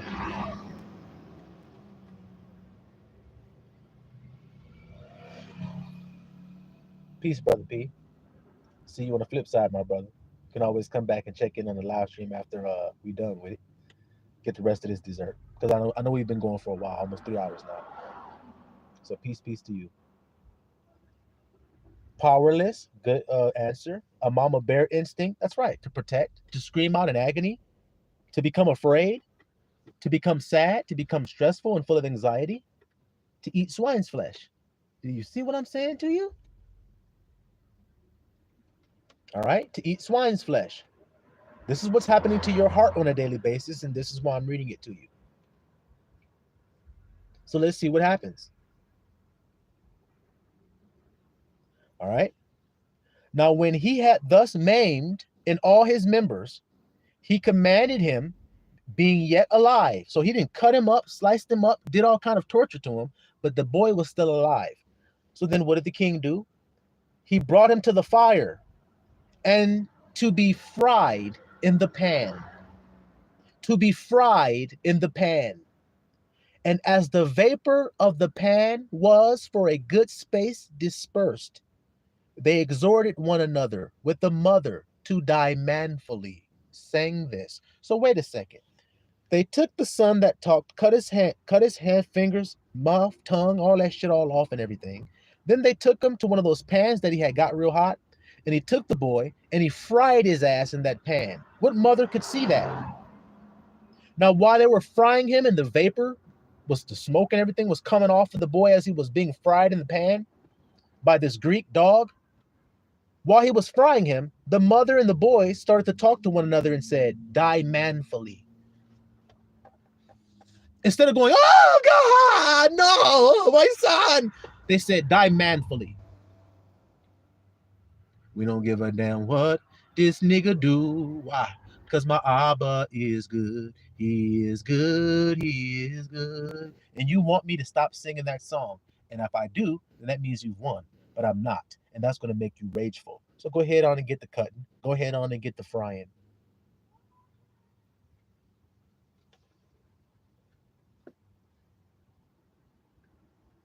So they exhorted one another. They encouraged one another. After they saw what was happening to him, they assumed it was going to happen to them next. So when they saw this happening, then they said, die manfully. saying thus, I am our power, looketh upon us, and in truth have comfort in us. As Moses in his song, which witnessed to their faces, declared, saying, and he shall be comforted in his servants. So when the first was dead after this number, so the first was dead, now he got fried. They brought the second to make him a mocking stock. So after the first son of this woman was killed, then they took another son of hers, because she's got 7. They took a second son and they made him a mocking stock.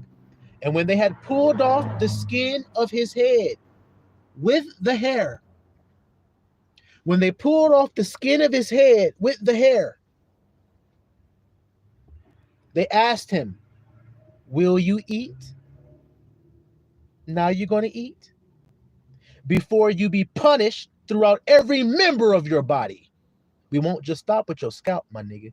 We'll tear your whole body up unless you eat. But he answered in his own language and said, no.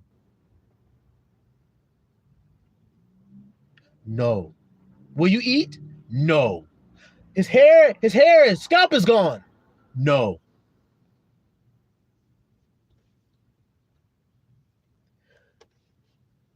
Wherefore he also received the next torment in order as the former did. They cut him all up and they fried him. And when he was at his last gasp, so he's dying in the pot being fried, he gives his last breath. What does he say? He said, you, like a fury, take us out of this present life, but the King of the world shall raise us up, who have died for his laws unto everlasting life. After him was the third made a mocking stock. And when he was required, eat some of the swine's flesh, he put out his tongue, and that right soon, holding forth his hands manfully. So then what is he saying to them? They said, eat the swine flesh. He said, go ahead and cut my tongue off and cut my finger. Go ahead. See the attitude of these men and their mother? Let's continue. Holding forth his hands manfully. You keep hearing that word manfully? Yeah. And he said courageously, these I had from heaven. These I had from heaven. And for his law, I despised them. And for his law, I despised them. And from him, I hope to receive them again. Insomuch that the king and they that were with him marveled at the young man's courage. They marveled at his courage, for that he nothing regarded the pain. He didn't act like the pain was nothing. He kept the word of the patience, didn't he? Like Yahusha did when they did all that shit to him. He didn't open his mouth. So this man didn't do anything. He didn't open his mouth neither. See that there?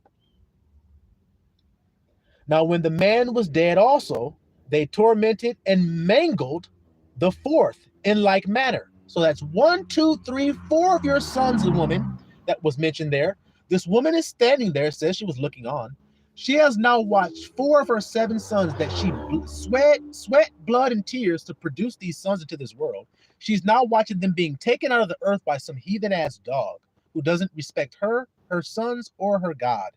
And so he's doing all of this to try to convince her to eat swine's flesh. You notice she hasn't said a damn thing. So let's keep on going.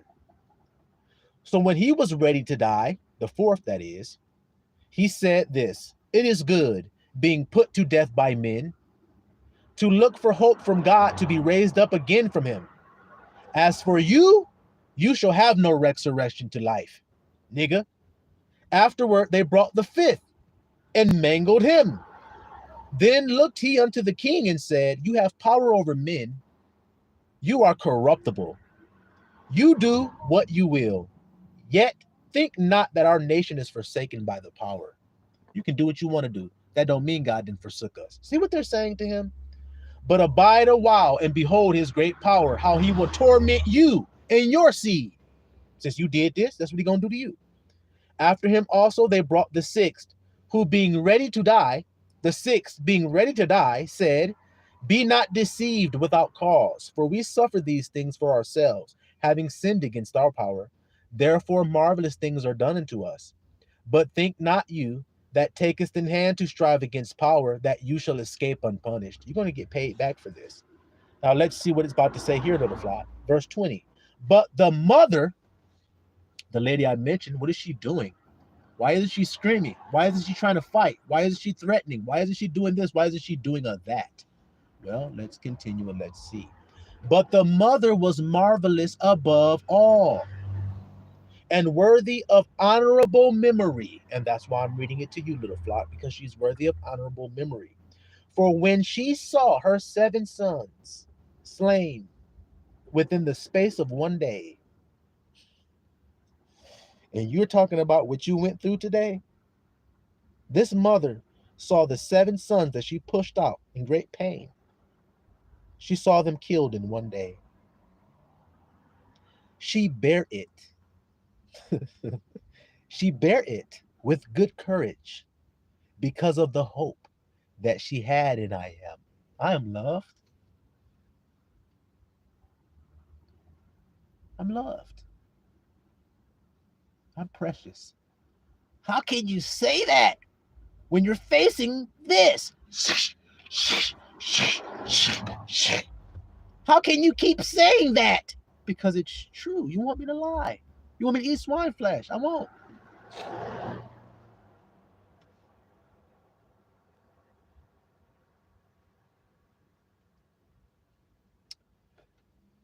Because of the hope that she had in I am. Yeah. She exhorted every one of them in her own language, filled with courageous spirits, and stirring up her womanish thoughts with a manly stomach.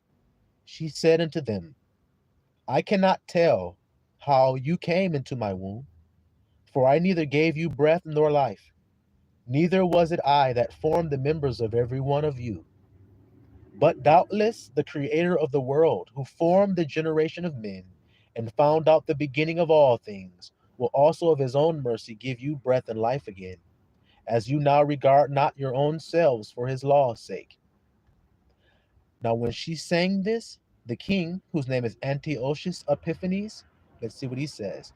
Now Antiochus, thinking himself despised and suspecting it to be a reproachful speech, he hated when she said that, whilst the youngest was yet alive, did not only exhort him by words, but also assured him with oaths that he would make him both a rich and a happy man if he would turn from the laws of his fathers, and that also he would take him for his friend and trust him with his affairs. So what did he say, little flock? He killed all of his brothers, but he got to the young one and he said, hey, the youngest one, he said, I'll give you riches and I'll make you a happy man if you just eat this damn flesh. You see? But when the young man would in no case hearken unto him, the king called his mother and exhorted her that she would counsel the young man to save his life. So what you happen to see in the nation of Israel, the Negroes, is you see when a young Negro man gets into trouble, he usually comes out of a fatherless home. It's just the way it is nowadays. He usually comes out of a fatherless home and he only has a mother, a single mother. And when he gets arrested for some type of crime, he may not confess the crime. He may not tell everything that he did when the cops are interrogating him. So what the cops will do is they will call his mother, and his mother will come in there, and they will try to get his mother to compel him to tell them the truth. Is this true or not? Same thing is going on here. So let's see what she did. Let's see if she counsels him. And when he had exhorted her with many words, she promised him that she would counsel her son. He said, okay, I'll talk. She said, okay, I'll talk to my son. But she, bowing herself toward him, laughing the cruel tyrant to scorn, she laughed at that nigga to his face. How can you laugh after you've seen your sons go through what they have gone through? Because of the peace that passes all understanding is residing in you, you can do such a thing. She spake in her country language of this matter, O my son, have pity upon me that bare thee 9 months in my womb, and gave thee suck 3 years, and nourished thee, and brought thee unto this age, and endured the troubles of education. I beseech thee, my son, look upon the heaven and the earth, and all that is therein, and consider that power made them of things that were not, and so was mankind made likewise. Fear not this tormentor, but being worthy of thy brethren, take thy death, that I may receive thee again in mercy with thy brothers. While she was yet speaking these words, the young man said, Whom wait ye for? I will not obey the king's commandment, but I will obey the commandment of the law that was given unto our fathers by Moses. And you, that has been the author of all mischief against the Hebrews, shall not escape the hands of power, talking to Antiochus the king. For we suffer because of our sins. And though the living power be angry with us a little while for our chastening and correction, yet shall he be at one again with his servants, as it is this day. But you, O godless man, and of all other most wicked, be not lifted up without a cause, nor puffed up with uncertain hopes, lifting up thy hand against the servants of power. For thou hast not yet escaped the judgment of Almighty Power, whom seeth all things. For our brethren, who now have suffered a short pain, are dead under God's covenant of everlasting life. But you, through the judgment of power, shall receive just punishment for your pride. But I, as my brethren, offer up my body and life, for the laws of our fathers, beseeching power that he would speedily be merciful unto our nation, and that you by torments and plagues mayest confess that he alone is power, and that in me and my brethren the wrath of the Almighty, which is justly brought upon our nation, may cease. Then the king, being in a rage, there it is again. Then the king, being in a rage, handled him worse than all the rest. So the little baby of the family, the little young lad, he took him and tortured him worse, and took it grievously that he was mocked.